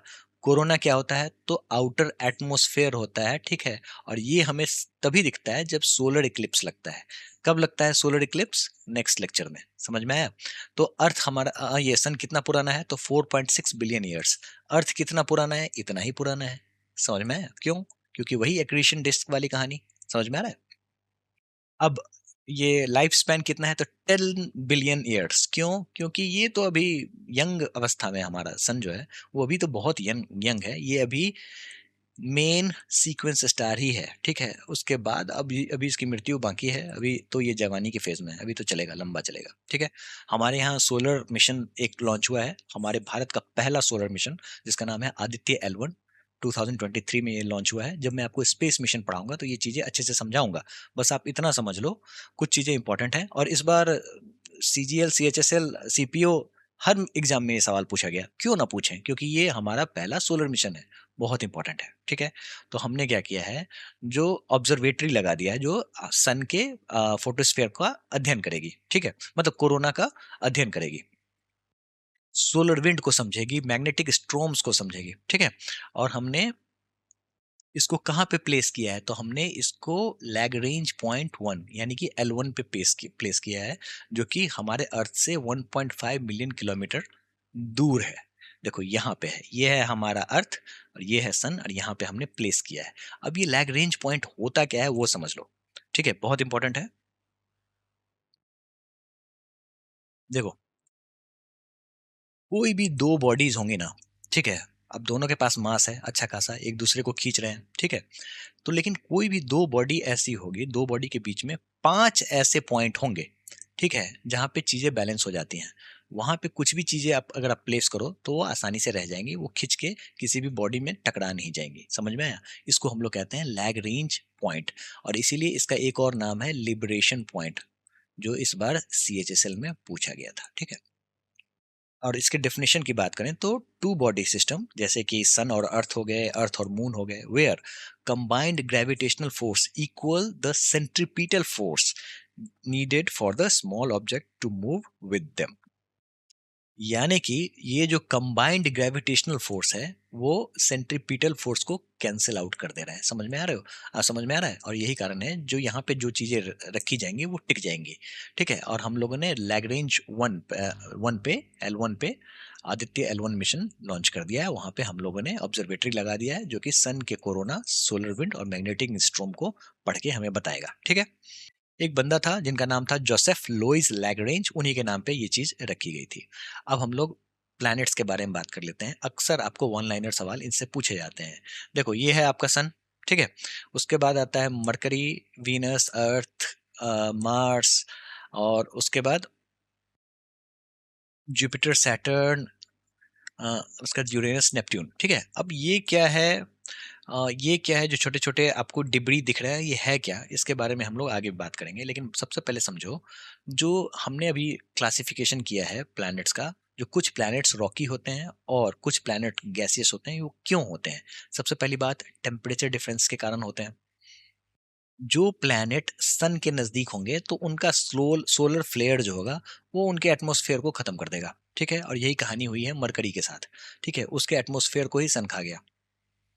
और जो प्लैनेट सन से जितनी दूरी पे होगा वो उतना ही ज्यादा गैसियस होगा। सबसे बड़ा एग्जांपल समझो जुपिटर। जुपिटर क्या कहानी है? तो वो बहुत बड़ा साइज है, लेकिन वो एक तरीके का जोवियन प्लैनेट है, बहुत गैसियस जाइंट है। उसके बियॉन्ड में भी जो भी प्लैनेट्स हैं उसके पास भी गैस है, भरपूर गैसियस प्लैनेट है वो, ठीक है। उसके बाद जितने भी इनर प्लैनेट्स हैं, ठीक है, उनका ग्रेविटी कम है। क्यों? क्योंकि वो उनका मास बहुत ही छोटा है, ठीक है। इसके कारण वो वहां पे एटमॉस्फेयर टिक नहीं पाता है और वो हवा हो जाता है। जितने भी आपको गैसियस प्लैनेट हैं उनका साइज बड़ा होने के कारण ग्रेविटी भी ज्यादा है, मास भी ज्यादा है, ठीक है। और वो होल्ड करते हैं एटमॉस्फेयर को, ठीक है। जितने भी गैसियस इन्वेलप्स हैं उसको होल्ड करते हैं। तो हमने समझा जो MBEM, my very earnest mother, ये आपका हो गया टेरेस्ट्रियल प्लैनेट, ठीक है। इसमें हमारा अर्थ भी आता है। हमारा अर्थ भी गैसियस प्लैनेट नहीं है, हमारे यहाँ एटमॉस्फेयर है, लेकिन ये हमारा प्लैनेट जो है वो रॉकी प्लैनेट है ना। और इसके अलावा जस्ट सर्वस नाइस पुडिंग, अब ये JSNP जो है, ठीक है, ये आपको गैसियस प्लैनेट है। यहाँ पे आपको गैस ही गैस दिखेगा। अगर आपको इस पे डाल दिया जाए, जुपिटर पे डाल दिया जाए, तो शायद 2-3 दिन लग जाएंगे आपको नीचे उतरने में। मतलब जहां से गैस शुरू होता है, आप हवा में ही तैरते तैरते तैरते गिरोगे, इतना ज्यादा डेंस गैस है वहां पे, ठीक है। चलिए अब हम लोग समझते हैं प्लैनेट्स के बारे में। शुरुआत करते हैं मरकरी के बारे में, सबकी खूबी खासियत समझते हुए आगे बढ़ेंगे। सबसे पहली बात आप समझ लो, मरकरी के पास मून है? बिल्कुल नहीं है, बगल में सन खड़ा है, कहाँ पे मून टिकने देगा, उसको खींच ही लेगा अपने पास। तो मरकरी के पास कोई मून नहीं है, ये सबसे क्लोजेस्ट है, ठीक है। स्मॉलेस्ट प्लैनेट है। क्यों? पहले प्लूटो था, लेकिन अब प्लूटो कहानी में है नहीं, तो ये स्मॉलेस्ट प्लैनेट है। वैसे भी हम लोग साइज के हिसाब से ऑर्डर पढ़ने वाले हैं आगे, ठीक है। उसके बाद अब यहाँ पे एटमॉस्फेयर थिक कार्बन डाइऑक्साइड का है। और आपको पता होना चाहिए जो कार्बन डाइऑक्साइड जो है वो ग्रीन हाउस गैस है, ठीक है। इसी के कारण से इसने गर्मी को ये अच्छे से अब्जॉर्ब ये कर लेता है, और ये सबसे गर्म प्लैनेट है। ये बात आपको समझनी होगी। किसके कारण है? तो ग्रीन हाउस इफेक्ट के कारण है, ना कि वो सन के नजदीक है। ग्रीन हाउस इफेक्ट के कारण ये सबसे ज्यादा गर्म है, ठीक है। अब यहाँ पे CO2 के बादल आपको दिख जाएंगे, सल्फ्यूरिक एसिड क्लाउड्स दिख जाएंगे। मतलब एसिड रेन हो रहा है, आदमी कहाँ टिकेगा उस पे, ठीक है। अब इसका जो रोटेशन होता है ना वो रेट्रोग्रेड होता है। रेट्रोग्रेड का मतलब क्या है? तो मान लो जितने भी प्लैनेट्स हैं ना वो काउंटर क्लॉकवाइज घूम रहे होते हैं, ये क्लॉकवाइज घूमता है, ठीक है। ये और यूरेनस दो ऐसा प्लैनेट है जो कि क्लॉकवाइज घूमता है, इसलिए इसका रोटेशन रेट्रोग्रेड ग्रेड कहा जाता है, ठीक है। और इसका रोटेशन बहुत ही स्लो होता है, यानी कि 243 अर्थ डेज लगते हैं, सबसे स्लोएस्ट है, ठीक है। चांद इसके पास भी नहीं है। तो यानी कि शुरू में MV जितने भी हैं, MV के पास कोई मून नहीं है। मरकरी और वीनस के पास कोई मून नहीं है, ठीक है। और ये सबसे ब्राइटेस्ट प्लैनेट है, इसीलिए हमारे अर्थ से ये आसानी से दिख जाता है, ठीक है। और इसको हम लोग मॉर्निंग और इवनिंग स्टार के नाम से भी जानते हैं। बात कर लेते हैं अर्थ की। ओनली लिविंग प्लैनेट, यानी कि यहाँ पे एक ओनली प्लैनेट जहाँ पे लाइफ एग्जिस्ट करता है। अर्थ के डायमीटर को याद कर लेना, 12,742 किलोमीटर्स। ज्योग्राफी के लेसन लेसन में आपको जगह जगह ये दिखेगी, मतलब ये आपको दिखेगा। इसके अलावा एटमॉस्फेयर की बात करें तो 78% नाइट्रोजन, 21% ऑक्सीजन। यही सवाल इस बार सीजीएल में पूछा गया था, ठीक है। उसके बाद 71% वाटर, ब्लू प्लैनेट इसको कहते हैं। 29% लैंड है। एक मून है हमारे पास, बेचारा प्यारा सा, ठीक है। और ये इसका क्लोजेस्ट प्लैनेट कभी कभी पूछ देते हैं, तो वो है वीनस, ना ही मार्स, कंफ्यूज नहीं होना है, ठीक है। तो अर्थ का सबसे क्लोजेस्ट प्लैनेट जो है वो इसकी बहन ही है, यानी कि वीनस है। मार्स के बारे में बात कर लेते हैं। सेकंड स्मॉलेस्ट प्लैनेट है, मरकरी के बाद से मार्स ही सबसे स्मॉलेस्ट प्लैनेट है। इसको रेड प्लैनेट इसलिए कहते हैं क्योंकि यहाँ पे आयरन ऑक्साइड अच्छा खासा पाया जाता है, ठीक है। यहाँ पे एटमॉस्फेयर है लेकिन बहुत ही पतला है, CO2 का ये एटमॉस्फेयर होल्ड करता है, ठीक है। यहाँ पे कोल्ड डेजर्ट आपको देखने को मिल जाएगा। और यहाँ पे सबसे लार्जेस्ट वॉल्केनो मार्स का जो है उसका नाम है ओलंपस मॉन्स। कॉम्पिटेटिव एग्जाम्स में इसके बारे में पूछते हैं, ठीक है। इसके मून के बारे में तो सबसे ज्यादा पूछते हैं, ठीक है। तो इसके पास दो मून है, फोबोस एंड डेमोस, ठीक है। फोबोस और डेमोस सुनने में लगते हैं जो दो राक्षस के नाम है, ठीक है। तो ये मार्स के मून है। याद कैसे रखोगे, तो भाई कुछ भी, किसी भी चीज से याद रख लो, मार के फोड़ देंगे। ठीक है, मार के फोड़ देंगे फोबोस एंड डेमोस, ठीक है। चलो, evidence of past water target for future missions, ठीक है, समझ जाओ बस। और यहाँ पे पानी एविडेंस तो मिला था, कब मिला था, किसने बताया था? मार्स पे नासा का ओडिसी मिशन हुआ था, वहीं से पता चला था। जो बहुत वहां पे बर्फ होने के संकेत मिले थे। खैर छोड़िए, संकेत मिले थे बस। उसके बाद एक बात समझ लो, जो माइकल जैक्सन, मार्स और जुपिटर इसके बीच में सारे के सारे एस्ट्रॉयड बेल्ट पाए जाते हैं। अब ये एस्ट्रॉयड बेल्ट होता क्या है आगे देखेंगे, ठीक है। बात कर लेते हैं मॉम यानी कि मंगलयान, ठीक है। कब लॉन्च हुआ था, सबसे इंपॉर्टेंट है 2013 में, ठीक है। याद करने का तरीका, ये जो थ्री है ना, इसको आप MOM इससे ऐसे करके याद कर लेना, ये थ्री वैसे ही याद रहता है, मैंने भी उसी तरीके से याद किया, ठीक है। ये मिशन हम लोग का अभी तक का सबसे सफल मिशन है। बहुत ही लो कॉस्ट में हम लोगों ने मंगल ग्रह पे अपनी प्रेजेंस बना ली थी। और ऐसा करने वाले हम लोग फोर्थ स्पेस एजेंसी हुए थे आफ्टर नासा, USA, यानी कि उसके बाद यूरोपियन स्पेस एजेंसी और फिर रॉसकॉस्मोस रशिया। इसके बाद हम लोगों ने ही अपना प्रेजेंस बनाया है, कहाँ पे, तो मार्स में, ठीक है। और ये अभी तक का वर्ल्ड का चीपेस्ट मार्स मिशन है। और सबसे अच्छी बात ये थी, जो इस एग्जामिनेशन को हम लोगों ने फर्स्ट अटेम्प्ट में ही पास कर लिया था, ठीक है। कॉम्पिटिटिव एग्जामिनेशन के लिए इंपॉर्टेंट ये है, जो लॉन्च डेट, मतलब मंगलयान का लॉन्च डेट और ऑर्बिट का इंसर्शन डेट अलग अलग है। इसीलिए कॉम्पिटिटिव एग्जाम्स में पूछ क्या रहे हैं ये आपको समझना होगा। अगर लॉन्च डेट के बारे में बात करें तो 5 नवंबर 2013, और ऑर्बिटल इंसर्शन डेट तो 24 सितंबर 2014, ये आपको समझना होगा। चलिए, अब हम लोग जुपिटर के बारे में पढ़ लेते हैं। लार्जेस्ट प्लैनेट है, ठीक है। रोटेशन इसका बहुत ही शॉर्टेस्ट होता है, यानी कि 9 घंटे 55 मिनट में ही ये एक बार अपनी धुरी पे चक्कर लगा लेता है। ये गैस जाइंट है, यानी कि हाइड्रोजन और हीलियम का बहुत बड़ा गुब्बार है यहाँ पे, ठीक है। और ये जो आप देख रहे हो ना इमेज में रेड स्पॉट, ठीक है, ये क्या है, तो ये जाइंट स्टॉर्म है। 79+ इसके पास मून है, अक्सर डिस्कवर होते ही रहते हैं, इसीलिए कॉम्पिटेटिव एग्जाम्स में ये नहीं पूछेंगे। पूछेंगे जो इसका सबसे बड़ा मून कौन है, तो ये है गैनीमेड। सच पूछो तो ये अभी तक का सबसे बड़ा मून है, जो कि जुपिटर के पास है, ठीक है। इतना बड़ा है जो वो मरकरी से भी बड़ा है, ठीक है। तो फिर आप कहोगे जो अगर मरकरी से बड़ा है तो इसको प्लेनेट क्यों नहीं कह देते, क्योंकि ये चक्कर जो लगा रहा है जुपिटर का, तो इसीलिए, ठीक है। इसके अलावा लो, यूरोपा और कैलिस्टो, ये सारे के सारे जुपिटर के मून है। कॉम्पिटेटिव एग्जाम्स में पूछते हैं, पता होना चाहिए, ठीक है। अब जुपिटर जुपिटर के पास अच्छा खासा मैग्नेटिक फील्ड है, फेंट रिंग्स हैं, ग्रेट रेड स्पॉट यानी कि जाइंट स्टॉर्म देखने को मिलता है। सैटर्न ओनली प्लैनेट जहां पे विजिबल रिंग्स हैं। वैसे तो सच पूछो तो आपको जुपिटर, सैटर्न, उसके बाद यूरेनस एंड नेपट्यून, इन सभी के पास रिंग है। लेकिन विजिबल रिंग किसके पास है, तो सैटर्न के पास है। किसने इसको बताया था, तो एक बंदा था साइंटिस्ट था क्रिश्चियन ह्यूजेंस। इसने पहली बार रिंग को डिस्कवर किया था, और रिंग के बीच में जो ये गैप होता है ना, ये जो गैप होता है, उसको कैसिनी ने डिस्कवर किया था। इन दोनों के नाम पे ही एक स्पेस मिशन हुआ था, कैसिनी ह्यूजेंस, आपने सुना होगा नाम। ठीक है। अब ये जो सैटर्न है ये भी गैस जाइंट है, ठीक है, और रिंग्स के कारण बड़ा ही फेमस है। ये रिंग किस लिए बना हुआ है, किससे बना हुआ है? तो आइस और रॉक से बना हुआ है। अब इस रिंग को तो गैलीलियो ने ही देख लिया था बहुत दिन पहले, ठीक है, लेकिन साइंटिफिक ढंग से इसी ने खोज की थी इसकी। इसका सबसे बड़ा मून है टाइटन, ये आपको समझना होगा। और ये एक ऐसा मून है जिसका अपना एटमॉस्फेयर है, ठीक है। अब बात कर लेते हैं यूरेनस की। ये आइस जाइंट है। अब इसको कभी कभी ग्रीन प्लैनेट भी कह देते हैं। वैसे अर्थ को भी ग्रीन प्लैनेट कहते हैं, ठीक है, ब्लू प्लैनेट भी कहते हैं, ग्रीन प्लैनेट भी कहते हैं, लेकिन यूरेनस को ग्रीन प्लैनेट कहते हैं इसलिए क्योंकि यहाँ पे मीथेन गैस है, ठीक है। तो ये ग्रीनिश ब्लूइश कलर शो करता है, ठीक है, जैसा कि आप यहाँ पे इमेज में देख सकते हैं। एक्वा मरीन कलर ये शो कर रहा है ना।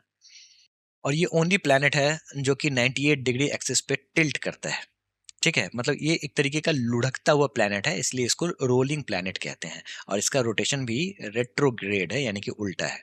तो आपने एक चीज समझ लिया, जो वीनस के बाद यूरेनस ही है, ठीक है, जो कि उल्टा घूमता है ना। तो यूवी आपको याद रखना है, ठीक है, वी यू यू वी ऐसे याद कर लोगे, याद हो जाएगा। तो वीनस के बाद यूरेनस, यूरेनस और वीनस दोनों ऐसे हैं जो कि रेट्रोग्रेड रोटेशन को फॉलो करते हैं। 27 मून है इसके पास, नहीं पूछेगा आपसे, ठीक है, लेकिन इसका सीजन जो है वो 21 साल में खत्म होता है। और इसके पास भी हल्की सी रिंग है। लास्ट प्लेनेट के बारे में बात कर लेते हैं, नेपट्यून। सबसे इंपॉर्टेंट फारदेस्ट प्लेनेट है सन का, ठीक है, आइस जाइंट ये भी है, डीप ब्लू कलर दिखता है, ऑल ड्यू टू मीथेन, ठीक है। बहुत ही तेज हवाएं यहाँ पे चलती है। इसका मून सबसे बड़ा है ट्राइटन। अब टाइटन और ट्राइटन में अक्सर कंफ्यूजन हो जाता है। अब टाइटन मून है सैटर्न का, ठीक है, और नेपट्यून का है ट्राइटन। ये बात आपको याद रखनी पड़ेगी, ठीक है। और ये एक मैथमेटिकल साइंटिफिक डिस्कवरी के कारण ही खोजा गया था। दोस्तों अब इसको ऑर्डर से आप याद कर लो फटाफट। ट्रिक ये है, जेसुन के पास ईवीएम है, यानी कि Jupiter, Saturn, Uranus, Neptune. E for Earth, V for Venus, फिर उसके बाद मार्स, और सबसे लास्ट में मरकरी। सबसे मतलब ये ऑर्डर है साइज के हिसाब से, ठीक है। तो ये साइज का ऑर्डर है, सबसे छोटा प्लैनेट जो है आपका मरकरी, सबसे बड़ा जुपिटर, उसके बाद सैटर्न। इसको भी याद कर लेना, ठीक है। और ये सबसे ज्यादा पूछा जाता है जो अर्थ कौन से नंबर पे आता है, तो ये फिफ्थ लार्जेस्ट प्लैनेट है, ठीक है। अब समझते हैं जो प्लैनेट का डेफिनेशन क्या होता है, किसको कहेंगे प्लैनेट, किसको नहीं कहेंगे प्लैनेट, ठीक है। कैसे हमारा प्लूटो इस कहानी से आउट हो गया। देखो ऐसा है ना, जो हमने 2006 में प्लूटो को बता दिया था जो आप प्लैनेट नहीं है, ठीक है। क्यों बताया था? तो प्लैनेट का कुछ डेफिनेशन है जो कि आईएयू तय करता है, इंटरनेशनल एस्ट्रोनॉमिकल यूनियन तय करता है, ठीक है। ये बताता है जो कोई भी प्लैनेट तब कहा जाएगा जब वो सन के ऑर्बिट के चक्कर लगाएगा। प्लूटो ने बोला हमने भी चक्कर लगाया, ठीक है, हम भी लगाते हैं। फिर वो स्फेरिकल इन शेप होना चाहिए, ठीक है। तो जितने भी एस्ट्रॉयड थे वो छट गए, ठीक है। प्लूटो ने कह दिया जो भाई मैं तो स्फेरिकल हूँ, ठीक है, तो मैं भी चक्कर लगा रहा हूँ, ठीक है। हमारी अपनी ग्रेविटी भी है, ठीक है। तीसरा कंडीशन है क्लियर इट्स ऑर्बिटल नेबरहुड, ठीक है, यानी कि वो जो सन के चक्कर लगा रहा है, जो ऑर्बिट वो बना रहा है, इसमें कुछ नहीं होना चाहिए, ये सबको अपनी तरफ खींच लेगा या फिर जो भी कह लो स्वीप कर देगा। ये काम बेचारा प्लूटो नहीं कर पा रहा था, इसीलिए इसको डॉर्फ प्लैनेट कहा गया है, ठीक है। तो डॉर्फ प्लैनेट आपको कहाँ दिखेगा? तो कुइपर बेल्ट में दिखेगा, ठीक है, और एस्ट्रॉयड बेल्ट में दिखेगा। ये दोनों क्या होते हैं आगे हम लोग समझेंगे, ठीक है। अब यहाँ पे जो बौने ग्रह हैं वो क्या करेंगे? सन के ऑर्बिट में चक्कर तो लगाएंगे, ठीक है, मतलब सन के चारों ओर चक्कर तो लगा रहे होंगे। इसके अलावा स्फेरिकल शेप में भी होते हैं, लेकिन वो आपको अपने ऑर्बिट के डिब्री को क्लियर नहीं कर पाते हैं, ठीक है। ये बेचारा प्लूटो नहीं कर पा रहा था। एक और बात, प्लूटो का जो ऑर्बिट है ना, और जो नेपट्यून का ऑर्बिट है वो कोइंसाइड हो जाता है, ठीक है। जैसे मान लो ये सन के किनारे ये सन से चक्कर लगा रहा है नेपट्यून, तो प्लूटो भाई साहब भी इस तरीके से चक्कर लगा रहे हैं और ये कोइंसाइड हो जा रहा है। आप कहोगे जो टकरा क्यों नहीं जा रहे? तो नहीं, ये एक वर्टिकल डिस्टेंस मेंटेन रहता है क्योंकि प्लूटो 17 डिग्री पे ये करता है, चक्कर लगाता है। ये ज्यादा इन्फॉर्मेशन है, इतना जानने की जरूरत नहीं है। ठीक है, चलिए अब हम लोग समझते हैं जी ये कीपर क्वीपर बेल्ट क्या होता है, ऊट क्लाउड क्या होता है और एस्ट्रॉयड बेल्ट क्या होता है। देखो सिंपल सी बात है, इसको आप इमेज से ही समझ लो, मैं आपको समझा देता हूँ। देखो कॉम्पिटेटिव एग्जाम्स में सीधा पूछेंगे एस्ट्रॉयड बेल्ट कहाँ पाया जाता है, तो माइकल जैक्सन के बीच में पाया जाता है, यानी कि मार्स और जुपिटर के बीच में आपको एस्ट्रॉयड बेल्ट देखने को मिलेगा। कारण क्या है यहाँ पे देखने का, तो जितने भी एस्ट्रॉयड हैं यानी कि छोटे छोटे छोटे छोटे जो ये बॉडीज हैं, सेलेस्टियल बॉडीज हैं, ठीक है, इनको सन भी अपनी तरफ खींच रहा है, जुपिटर भी बहुत बड़ा है, ये भी अपनी तरफ खींच रहा है। यही कारण है जो ये सारे के सारे एस्ट्रॉयड इसी के बीच में फंसे हुए रह गए। समझ में आ गया। अब यहाँ पे सबसे बड़ा जो एस्ट्रॉयड कह लो, नहीं एस्ट्रॉयड नहीं कहेंगे, वो तो ड्वार्फ प्लैनेट है। एक यहाँ पे ड्वार्फ प्लैनेट देखने को मिलेगा, ठीक है, उसका नाम है सेरेस। कॉम्पिटेटिव एग्जाम्स में इससे भी सवाल पूछ देते हैं, जो सेरेस का लोकेशन कहाँ पे है, तो ये माइकल जैक्सन यानी कि मार्स और जुपिटर के बीच में है, एस्ट्रॉयड बेल्ट में ये आता है। ठीक है, अब बात कर लेते हैं क्वीपर बेल्ट की। क्वीपर बेल्ट में आपको बाकी के जितने भी ड्वार्फ प्लैनेट है यहीं पे देखने को मिलेंगे, अलोंग विद द एस्ट्रॉइड्स। यहाँ भी है एस्ट्रॉइड्स हैं, ठीक है, लेकिन प्लूटो, आइरिस, हमुआ, मिकमेक, आगे इसके बारे में आपको बताऊंगा, ये सारे के सारे आपको क्वीपर बेल्ट में देखने को मिलेंगे। ठीक है, ऊट क्लाउड क्या होता है, तो ये समझो सोलर सिस्टम के बाहर में एक तरीके का क्लाउड है। ठीक है, ये भी छोटे छोटे छोटे छोटे एस्ट्रॉइड ही हैं। ठीक है, बस इतना ही समझ लो, इससे ज़्यादा इसको समझने की जरूरत नहीं है। बस इतना समझना है, जो आपको ये टर्म पता होना चाहिए, ऊट क्लाउड। ठीक है, तो ये तीनों चीज़ों को मैंने यहाँ पे दे दिया है, आप एक बार दो बार पढ़ लेना। जितने भी आपको आईसी ऑब्जेक्ट्स दिख जाएंगे, कॉमेट्स वगैरह, वो क्वीपर बेल्ट में सबसे ज़्यादा पाए जाते हैं। ठीक है, अब यहाँ पे एक बात समझ लो ड्वार्फ प्लैनेट के बारे में। प्लूटो जो है पहले नाइन्थ प्लैनेट हुआ करता था, अब ये ड्वार्फ प्लैनेट है। कब से, तो 2006 से पूछ देते हैं। इसके खुद के पास 5 मून है, ठीक है, फिर भी बेचारा प्लैनेट नहीं बन पा रहा है। सेरेस के बारे में बात करें तो ये एस्ट्रॉयड बेल्ट में लोकेटेड है, ठीक है, और ये पहला डिस्कवर्ड ड्वार्फ प्लैनेट था। एरिस के बारे में बात कर लेते हैं, तो ये प्लूटो से बड़ा है, ठीक है, लेकिन कभी कभी क्या होता है ना, जो लोग कहते हैं ना प्लूटो बड़ा है, कभी कभी एरिस बड़ा है, तो ये डिपेंड करता है इसके मास पे। ठीक है, तो कॉम्पिटेटिव एग्जाम्स में इसको आपको कंसिडर करना पड़ेगा, प्लूटो को और एरिस को, दोनों को। क्या सवाल पूछा जा रहा है ये आपको देखना है। ठीक है, ये कहाँ पे है, तो क्वीपर क्वीपर बेल्ट में है। हमुआ ये क्या है, तो ये एक इलोंगेटेड शेप में है और क्वीपर बेल्ट है। इमेज आप देख सकते हैं ये रहा, और ये फास्टेस्ट रोटेटिंग है। मेक मेक कहाँ पे मिलेगा आपको, तो ये मिलेगा क्वीपर बेल्ट में ही मिलेगा, ये प्लूटो से छोटा है। कॉम्पिटेटिव एग्जाम्स में अक्सर आपसे ये पूछ देंगे जो सेरेस, एरिस, हेमुआ, मेकमेक क्या है, तो ये सारे के सारे ड्वार्फ प्लैनेट है।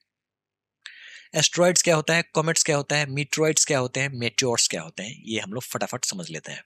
देखो ज्यादा कुछ नहीं है यहाँ पे लिखा पढ़ा ज्यादा है, लेकिन बस आपको इतना समझना है, जो एस्ट्रॉइड्स जो होते हैं ना, ये एक तरीके के मेटलिक ऑब्जेक्ट्स होते हैं, जो कि सन का चक्कर लगा रहे होते हैं। लोकेशन कहाँ पे है, तो माइकल जैक्सन यानी कि मार्स और जुपिटर के बीच में है। ठीक है, क्यों है वो भी मैंने समझा दिया। यहाँ पे आपको एक ड्वार्फ प्लैनेट देखने को मिल जाएगा, सेरेस। ठीक है, कॉमेट्स के बारे में बात कर लेते हैं, तो ये आईसी बॉडी होता है, बस यही इसका कीवर्ड है, कॉमेट आईसी बॉडी होता है। ये लार्ज आईसी बॉडी होता है, ऑर्बिटिंग अराउंड द सन। किससे बना होता है, डस्ट, रॉक, फ्रोजन गैसेस। ठीक है, इसके अलावा ये जब भी सन के नजदीक से गुजरते हैं तो इनकी पूंछ निकल आती है। ठीक है, कब निकल आती है, तो जब ये सन के अवे होते हैं तब निकल आती है। ठीक है, और ये पूंछ इनके इनसे अवे क्यों होता है, तो all due to the solar wind. ठीक है, एग्जाम्पल की बात करें तो हेलीज कॉमेट, जो आपको हर 76 ईयर्स पे देखने को मिलेगा, यानी कि वो एक पाथ पे चक्कर लगा रहा है, और जब वो सन के सबसे करीब आता है तो इसकी पूंछ निकल आती है। क्लियर है, इतना समझ में आ गया कॉमेट क्या होता है। मीटरॉइड्स क्या होते हैं, देखो जो भी एस्ट्रॉइड्स होते हैं ना, उनका एक टुकड़ा होता है, उसको हम लोग कहते हैं मीटरॉइड्स। ठीक है, मीटियोर्स क्या होते हैं, जो आप शूटिंग स्टार देखते हैं ना, वो होते हैं मीटियोर्स। ठीक है, क्या होता है, तो ये जब निकलते हैं अर्थ के एटमॉस्फेयर में, जब वो एंटर कर जाते हैं तो फिर फ्रिक्शन के कारण वो जल जाते हैं, बर्न अप हो जाते हैं, और ये शूटिंग स्टार आपने देखा होगा, टूटता हुआ तारा, ये होते हैं मीटियोर्स। फिर म्यूटरॉइड्स क्या होते हैं, तो वो म्यूटरॉइड्स जो कि आपको सरवाइव करके पृथ्वी पे गिर जाते हैं, उसको हम लोग म्यूटरॉइड्स कहते हैं। महाराष्ट्र में है लोनार लेक, और ऐसा कहा जाता है जो वहां पे एक बार मेटेराइट गिरा था, यही कारण है जो इस लेक का फॉर्मेशन हो गया। ठीक है, और ये हमें मदद करता है सोलर सिस्टम को अच्छे से समझने में, जो किस चीज से बना हुआ है सोलर सिस्टम। ठीक है, तो आपने मेटेराइट्स, मेटियोर्स, मेटेराइट्स, कॉमेट और एस्ट्रॉइड का डिफरेंस समझ लिया। ठीक है, मीटियोर शावर क्या होता है? तो जब कभी अर्थ जो है ना वो कॉमेट की डिबरी वाले रीजन में पास करता है ना, कभी भी अगर मान लो उसके पाथ में कोई कॉमेट का डिबरी वाला रीजन आ गया, ठीक है, तो फिर वहां पे मीटियोर शावर देखने को मिलता है, क्योंकि एटमॉस्फेयर से टकरा के इस तरीके का शावर नजर आता है। ठीक है, अब कभी कभी कॉम्पिटेटिव एग्जाम्स में पूछ देते हैं जो इसमें से कौन सा ल्यूमिनस होता है, कौन सा नॉन ल्यूमिनस होता है। ठीक है, तो देखो बस इतना समझ लो, जो स्टार जो होते हैं ना वो ल्यूमिनस होते हैं। क्यों? क्योंकि इनके अंदर हो रहा होता है न्यूक्लियर फ्यूजन। ठीक है, बाकी प्लैनेट, मून, एस्ट्रॉयड, कॉमेट्स जितने जितने भी हैं वो सारे के सारे नॉन ल्यूमिनस कैटेगरी में आते हैं, ये सनलाइट को रिफ्लेक्ट ही करते हैं। अब सवाल ये उठता है, जो आपने हमें ये बताया, जो म्यूटियोर जो होते हैं वो शूटिंग स्टार होते हैं और ये फ्रिक्शन के कारण जलने लग जाते हैं, ठीक है, अर्थ के एटमॉस्फेयर में आके। ठीक है, तो ये ल्यूमिनेटिंग बॉडी हो गया ना, बात तो बिल्कुल सही है, आपकी बात बिल्कुल सही है। लेकिन इसको भी हम लोग नॉन ल्यूमिनस कैटेगरी में इसलिए रखते हैं क्योंकि ये जो चमकता है ना, ये इसलिए चमकता है क्योंकि ये सन की रोशनी को रिफ्लेक्ट कर रहा होता है उस समय में। ठीक है, यही कारण है जो इसको भी नॉन ल्यूमिनेटिंग ही मानते हैं। बस आप ये समझ लो जो एक स्टार ही है जो कि ल्यूमिनेटिंग है। ठीक है, अब बात कर लेते हैं कॉन्स्टलेशंस की। ठीक है, जो आप यहाँ पे इमेज में देख रहे हो, तारों को कंबाइन करके हम लोग जो एक इमेजिनरी आकृति बना लेते हैं उसे हम लोग कॉन्स्टलेशन कहते हैं। ठीक है, जो एक तरीके का रिकॉग्निजेबल पैटर्न नाइट स्काई में शो करता है। इसका काम क्या है? काम है, बिल्कुल है, देखो नेविगेशन में मदद करता है, कहानी सुनाने में मदद करता है। ठीक है, अब एनसीईआरटी में मेंशन है तो ऐसे ही बताएंगे ना। ठीक है, अब देखो सबसे पहले बात कर लो जो उर्सा मेजर की, क्योंकि अब हम लोग बात कर रहे हैं मेजर कॉन्स्टलेशंस की। उर्सा मेजर को ग्रेट बेयर भी कहते हैं और सप्तऋषि भी कहते हैं। देखो ये एक तरीके का चम्मच के आकार का है, जैसा कि आप यहाँ पे इमेज में देख सकते हो। ठीक है, अब इसका जो रोटेशन होता है ना, तो इस तरीके का रोटेशन होता है और ये पॉइंट करता है, इसका जो ये वाला जो स्टार है ना, ये पॉइंट करता है आपको नॉर्थ स्टार को। ठीक है, तो जब आप इस स्टार और इस स्टार के डायरेक्शन में आगे बढ़ोगे तो आपको मिल जाएगा नॉर्थ स्टार। तो शुरू शुरू में जब नेविगेशन होता था तो सेलर्स जो हैं इसी स्टार का इस्तेमाल करते थे, ये समझने के लिए जो हम लोग नॉर्थ की ओर बढ़ रहे हैं कि नहीं बढ़ रहे हैं। ठीक है, क्लियर है? अब बात कर लेते हैं कैसियोपिया की। ये डब्लू शेप का होता है, इस तरीके का आपको दिखता है। ठीक है, इसका ब्राइटेस्ट स्टार है शेडर। सिग्नस के बारे में बात करें तो इस तरीके का ये स्वॉन के शेप में देखने को मिलता है। इन सभी को आपको एक या दो बार पढ़ लेना है बस, उससे ज्यादा पढ़ने की जरूरत नहीं है। ओरियन बड़ा इंपॉर्टेंट है, जो हंटर के शेप का दिखता है। ठीक है, कभी कभी कॉम्पिटेटिव एग्जाम्स में बीट लिग्यूज पूछ देते हैं, जो बीट लिग्यूज टर्म अक्सर कॉम्पिटेटिव एग्जाम्स में देखने को मिलता है, ये है क्या? मतलब अक्सर न्यूज में देखने को मिलता है, ये है क्या? ठीक है, तो ये रेड सुपर जाइंट है। ठीक है, जो स्टार के फॉर्मेशन में मैंने आपको बताया था ना, ये बीट लिग्यूज जो है ना, ये रेड सुपर जाइंट है। दोस्तों अब बात कर लेते हैं हमारे प्यारे भाई साहब मून की। मून की थ्योरी क्या है ना, जो अलग अलग थ्योरी दी जाती है, एक तो थे जॉर्ज डार्विन, अक्सर लोग चार्ल्स डार्विन से कंफ्यूज हो जाते हैं, ये उनके बेटे थे जॉर्ज डार्विन। इन्होंने बताया जो भाई ऐसा है, जो स्फेयर घूम रहा था घूम रहा था घूम रहा था घूम रहा था, घूमते घूमते घूमते घूमते इसने अंडा दे दिया और वो मून हो गया। ऐसा कुछ नहीं है, ये थ्योरी खत्म हो गई है, it is not accepted today. Clear है? बस यही कहानी है। तो इसको कहते हैं फिजन थ्योरी। देखो दो चीजें घूम घूम के मिल गई तो ये हो गया फ्यूजन, दो चीज एक चीज घूम घूम के सेपरेट हो गई, ये हो गया फिजन। तो इन्होंने दिया था, चार्ल्स जॉर्ज डार्विन ने दिया था फिजन थ्योरी। बस इतना आपको समझना है। उन्होंने बताया जो भाई अर्थ से ही मून सेपरेट हुआ है, ऐसा कुछ है नहीं। ठीक है, कहानी अलग है। अब बात कर लेते हैं जाइंट इम्पैक्ट हाइपोथेसिस की। देखो ऐसा है, जो अर्थ से सेपरेट तो हुआ है लेकिन उस तरीके से नहीं हुआ है, डिफरेंट तरीके से हुआ है। ऐसा कहा जा रहा है, इसी थ्योरी को अभी तक एक्सेप्ट किया गया है, जो मार्स के शेप का, मतलब इतना बड़ा आता है कोई सेलेस्टियल बॉडी और पृथ्वी पे टकरा जाता है, और टकरा जाने के कारण एक टुकड़ा जो है वो फ्रैगमेंट में बदल जाता है, और वो फ्रैगमेंट जो है वो अगेन कोलैप्स होके मून बन जाता है। ठीक है, ये डिस्क ऑफ डिब्री जो है वो धीरे धीरे धीरे धीरे कोलैप्स होते होते मून बन जाता है, और ये मून आज भी हमारे चक्कर लगा रहा है, और ये थ्योरी एक्सेप्टेड है। आपको ये थ्योरी तो पता होना ही चाहिए, इसके अलावा ये थिया कीवर्ड पता होना चाहिए, और इसको कहते हैं बिग स्प्लैट, यानी कि जाइंट इम्पैक्ट हाइपोथेसिस। क्लियर है? इसी तरीके से मून का फॉर्मेशन हुआ। और ये सारी कहानी कब हुई थी? तो जब हमारा अर्थ बना था 4.6 बिलियन ईयर्स अगो, उसी समय में ये कहानी हुई थी। ठीक है, चलिए अब एटमॉस्फेयर के बारे में बात कर लेते हैं। उससे पहले दोस्तों एक बार मून मिशन को देख लेते हैं फटाफट, ज़्यादा देर नहीं लगेगा। देखो 2008 में, ठीक है, हम लोगों ने चंद्रयान फर्स्ट लॉन्च किया था।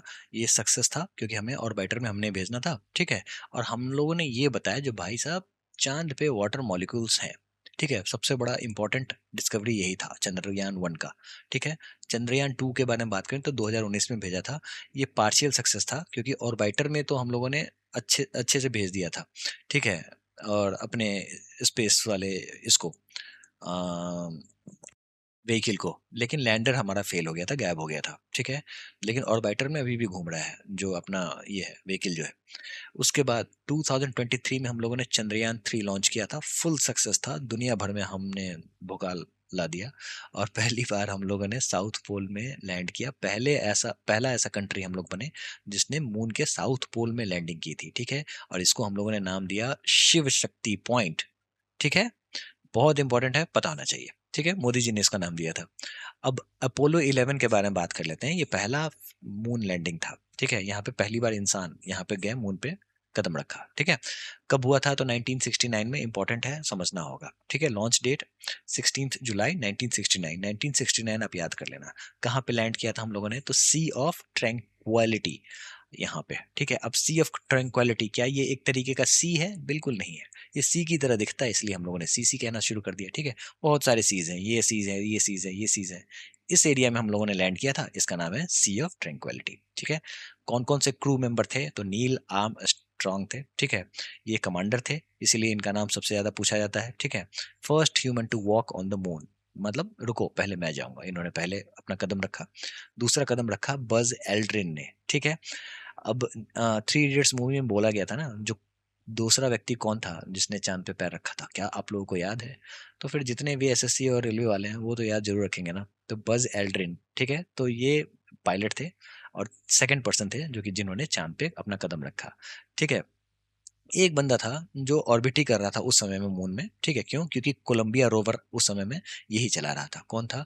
तो ये कमांड मॉड्यूल पायलट था, नाम था माइकल कॉलिंस। ये तीन बंदे जो हैं बड़े इंपॉर्टेंट है। ठीक है दोस्तों, अब बात कर लेते हैं जो हमारे अर्थ का इवोल्यूशन कैसे हुआ। देखो, शुरुआत में अर्थ कब बना था? 4.6 बिलियन ईयर्स अगो। इसको याद कर लेना होगा, हर कॉम्पिटेटिव एग्जाम्स में इसमें सवाल पूछा जा चुका है। ठीक है, तो 4.6 बिलियन ईयर्स अगो हमारे अर्थ का जन्म हुआ था। ठीक है, तो ये पता होना चाहिए।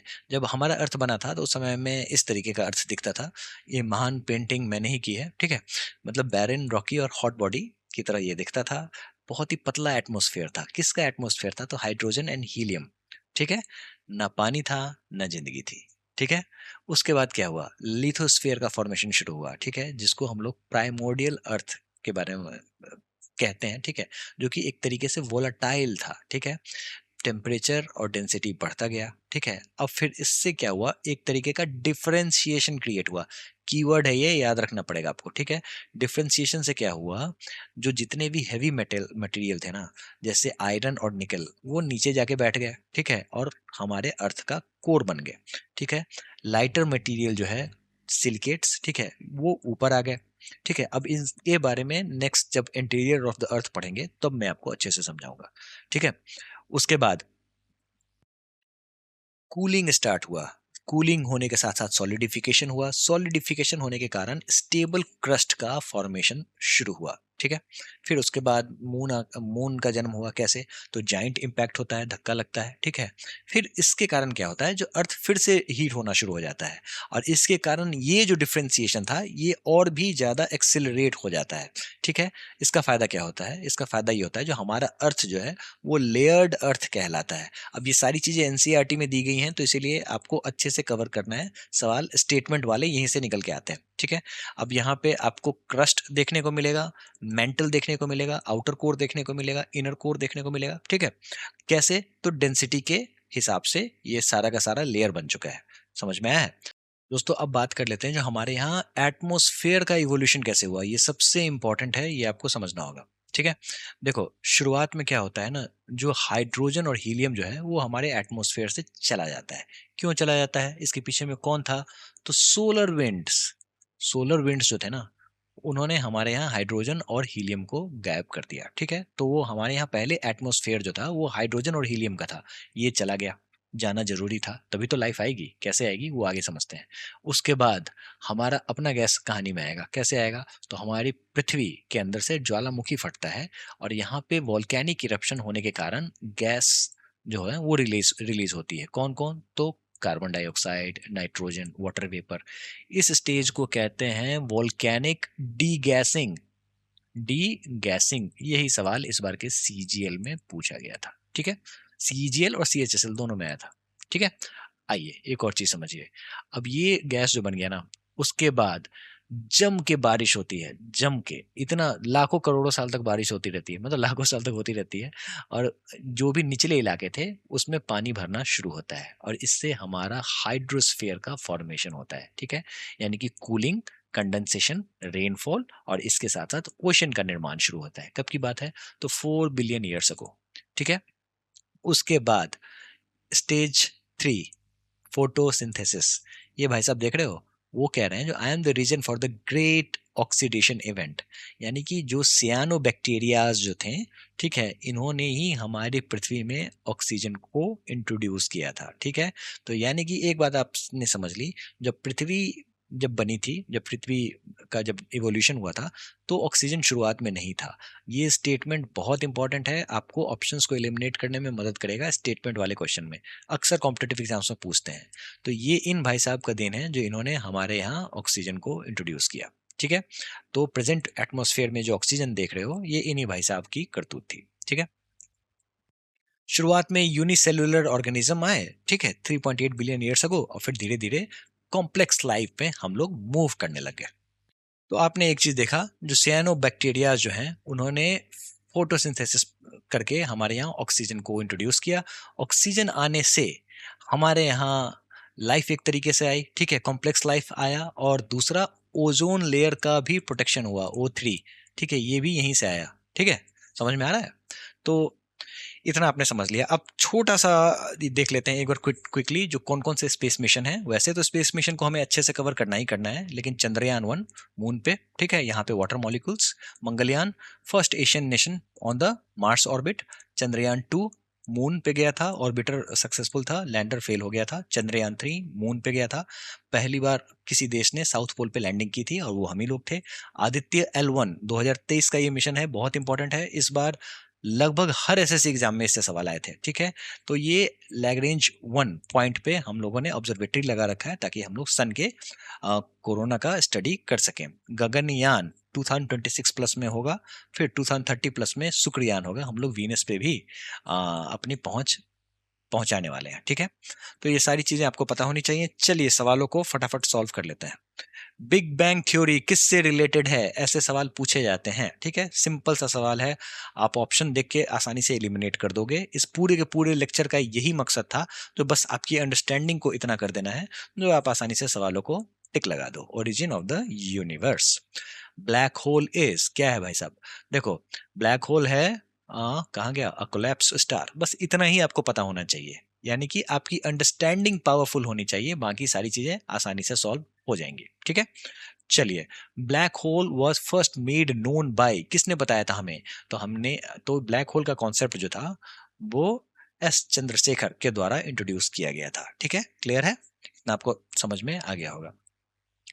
The term event horizon, singularity, string theory, and standard model are sometimes seen in use in the context of, किससे रिलेटेड हैं ये सारे के सारे। ऑप्शन देख लेते हैं, कहाँ गया हमारा ब्लैक होल, है कहीं कुछ, ये सारे के सारे ऑप्शन के हिसाब से observation and understanding of the universe, क्योंकि एक्लिप्स से कोई लेना देना नहीं है, सैटेलाइट को कहाँ प्लेस करना है इससे कोई मतलब नहीं है, ठीक है। और अर्थ में ओरिजिन और एवोल्यूशन लिविंग ऑर्गेनिज्म का कैसे हुआ है उससे कोई लेना देना नहीं है, ये सारे के सारे यूनिवर्स के अंडरस्टैंडिंग से रिलेटेड है। The scientist who first discovered that the earth revolves around the sun was Copernicus, ठीक है। इन्होंने ही बताया जो हेलियोसेंट्रिक मॉडल है, ना ही जियोसेंट्रिक। क्लियर है। गोल्डी लॉक जोन क्या होता है, बहुत इंपॉर्टेंट पॉइंट जो मैं मिस कर गया लेक्चर में, लेकिन यहाँ पे कवर हो जाएगा, ठीक है। वो क्या होता है ना, जो एस्ट्रोनॉमर्स जब यहाँ जाते हैं ना, मतलब अगर प्लैनेट्स को देखने के लिए जाते हैं जो कोई अर्थ जैसा प्लैनेट है कि नहीं, ठीक है, तो कुछ कुछ कंडीशन पे गौर करते हैं, ठीक है। टेम्परेचर ना ज़्यादा होना चाहिए ना कम होना चाहिए, ठीक है। तो ऐसा कौन सा जगह होगा जहाँ पे आपको अर्थ लाइक प्लैनेट मिलने की संभावना हो और जहाँ पे जिंदगी संभव हो। अब ऐसे जोन को हम लोग गोल्डी लॉक जोन कहते हैं, ठीक है। अब यानी कि हमारी जो पृथ्वी है, ठीक है, वो गोल्डी लॉक जोन में आती है। और ऐसा ही जोन हम लोग पहले तलाशते हैं देखने के लिए जो यहाँ पे लाइफ हो सकती है या नहीं हो सकती है। क्लियर है? चलिए, which of the following statements are correct regarding the solar system? सौर मंडल के संबंध में निम्नलिखित में से कौन सा कथन सही है? Mercury is the hottest planet in the solar system. बताइए, हॉटेस्ट है? देखो, सन के पास में है लेकिन हॉटेस्ट नहीं है ना, क्योंकि वीनस है हॉटेस्ट। क्लियर है? गैनीमेड सैटेलाइट ऑफ सैटर्न, बिल्कुल गलत, क्योंकि टाइटन है। गैनीमेड तो है जुपिटर का, तो ये बात भी खत्म हो गई। उसके बाद देखो, ये स्टेटमेंट सही है, largest satellite in the solar system, लेकिन वो सैटर्न का नहीं है, वो जुपिटर का है। Neptune is surrounded by methane gas rings of सब जीरो टेम्परेचर। नेपट्यून को मीथेन गैस के सब जीरो तापमान वाले वलय घेरे हुए हैं। क्या ये स्टेटमेंट सही है? बिल्कुल सही बात है। चौथा देख लेते हैं। Phobos and Deimos are two satellites of Mars. बिल्कुल सही बात है, हम लोगों ने यही याद रखा था, मार के फोड़ देंगे, है ना। तो दो स्टेटमेंट सही हैं, 3 और 4 कहाँ है ऑप्शन में? Option number C. Solar energy is due to, सौर ऊर्जा का कारण क्या है भाई साहब? वो है न्यूक्लियर फ्यूजन। ऐसे सवाल पूछे जाएंगे, तैयार रहो। The distance between the earth and the sun is, कितना है भाई साहब? इसमें आपको बस 149.6, लगभग 150 million kilometres, is equal to 1 AU। याद रख लेना आपको। Which of the following pairs of planet is without satellite? बताइए। देखो, ऐसा है, जो मरकरी और वीनस जो है ना, इनके पास कोई सैटेलाइट नहीं है, ठीक है। Who among the following was the first to state that the earth was spherical? निम्नलिखित में से कौन सा सबसे पहले, किसने सबसे पहले यह कहा था कि पृथ्वी गोलाकार है? पृथ्वी गोलाकार किसने कहा था? तो ये एरिस्टोटल ने कहा था, ठीक है। ऐसे भी सवाल पूछ देते हैं, ये भी आप समझ लो, ठीक है। तो सबसे पहले पृथ्वी जो गोल है, ये एरिस्टोटल ने कहा था। The planet nearest to the earth is, पृथ्वी के सबसे निकट कौन सा ग्रह है? तो पृथ्वी के सबसे निकट जो है वो वीनस है। अक्सर लोग मार्स में कंफ्यूज हो जाते हैं, ठीक है। Which element are abundant in the formation of interior layer of the earth? देखो, ऐसा है, जो डिफ्रेंसिएशन होने के कारण सबसे नीचे बैठ गया था कोर में निकल और फेरम, है ना। ये बात आपने समझ ली। नेक्स्ट जो हमारा लेक्चर होगा वो होगा इंटीरियर ऑफ द अर्थ, उसमें सारी चीजें क्लियर हो जाएंगी। Consider the following statements. The earth magnetic field has reversed every few 100,000 years. देखो, मैंने अभी तक मैग्नेटिक फील्ड नहीं पढ़ा है, आगे पढ़ाऊंगा मैं। लेकिन बस आप ये समझ लो, जो अर्थ का जो मैग्नेटिक फील्ड होता है ना, वो रिवर्स होता है मतलब एवरी फ्यू 100 ईयर्स 1000 ईयर्स। बात बिल्कुल सही है। मैग्नेटिक फील्ड कैसे क्रिएट होता है, बहुत ही आसान भाषा में समझा देता हूँ। देखो, ये अर्थ है, डिफ्रेंसिएशन के कारण यहाँ पे कोर में निकल और फेरम है, लेकिन निकल और फेरम का भी कोर है। एक तो कोर ये हो गया, इसके ऊपर में एक आउटर लेयर है, ठीक है, ये भी निकल और फेरम का ही है, लेकिन यहाँ पे मोल्टेन स्टेट में है। तो ये स्टेट और यहाँ पे सॉलिड स्टेट में है, और इसके कारण एक तरीके का मैग्नेटिज्म डेवलप होता है, ठीक है। ऊपर में हो गया नॉर्थ पोल, नीचे में हो गया साउथ पोल, और ये कभी कभी स्विच करता है, 1000 ईयर्स के बाद ये स्विच कर जाता है, ऊपर में साउथ होगा, नीचे में नॉर्थ हो जाएगा, ठीक है। इसके बारे में हम लोग आगे बात करेंगे। When the earth was created more than 4,000 million years ago, there was 54% oxygen. कहाँ से ऑक्सीजन? ऑक्सीजन तो बाद में आया था, ठीक है, तो स्टेटमेंट हो गया गलत। अब दो जहां जहां है हटा दो भाई, ठीक है, ये गया ये गया, अब या तो 1 होगा या फिर 1 and 3 होगा, देख लेते हैं। When living organisms originated, they modified the early atmosphere of the earth। बिल्कुल सही बात है, ठीक है। साइनो बैक्टीरिया के बारे में बात हो रही है यहाँ पे। सियानो बैक्टीरिया बहुत ही सियाना था, ठीक है। The sea of tranquility lies on moon. Clear है? कोई दिक्कत, कोई परेशानी नहीं होनी चाहिए, ठीक है। What is the difference between the asteroid and comets? क्या है डिफरेंस, देखते हैं। Asteroids are the small rocky planetoids while the comets are formed of the frozen gases held together. बात तो सही लग रही है, ठीक है, ये स्टेटमेंट सही है। आगे का भी देख लेते हैं। Asteroids are formed mostly between the orbits of Jupiter and Mars, यानी कि माइकल जैक्सन के बीच में एस्ट्रॉयड है, बिल्कुल है। While comets are found mostly between the Venus and Mercury. यहाँ पे गलत हो गए भाई साहब। कॉमेट्स सबसे ज्यादा क्वीपर बेल्ट में है ना। कॉमेट शो तो दो हटा दो जहां जहां है, ठीक है, ये चला गया, ये चला गया, या तो 1 and 3 होगा या फिर 3 होगा। तो पहला स्टेटमेंट तो सही है, यानी कि ये भी सही होगा, यानी कि 1 and 3 होना चाहिए। वैसे देख लेते हैं, कॉमेट्स शो अ परसेप्टेबल ग्लोइंग टेल, बिल्कुल सही बात है, वाइल एस्ट्रॉइड्स डू नॉट, बिल्कुल सही बात है ये। ठीक है, तो 1 and 3 क्लियर है। लास्ट सवाल, विच of the following scholars has suggested that the earth has originated from the gases and the dust particles? निम्नलिखित में से किस विद्वान ने सुझाव दिया था कि पृथ्वी गैसों और धूल कणों से उत्पन्न हुई है? देखो, याद आ रहा है कुछ? ओ स्मिथ, ठीक है, जिसने आपको नेबुलर हाइपोथेसिस को फिर से रिफाइन करके बताया था, है ना? याद आ रहा है कुछ? बाकी के नाम आपने शायद नहीं सुने होंगे। तो this will be the right answer. ठीक है, तो ऐसे ही सवाल आपके कॉम्पिटेटिव एग्जाम्स में आएंगे, बी रेडी फॉर दिस। मिलते हैं नेक्स्ट लेक्चर में, थैंक यू वेरी मच।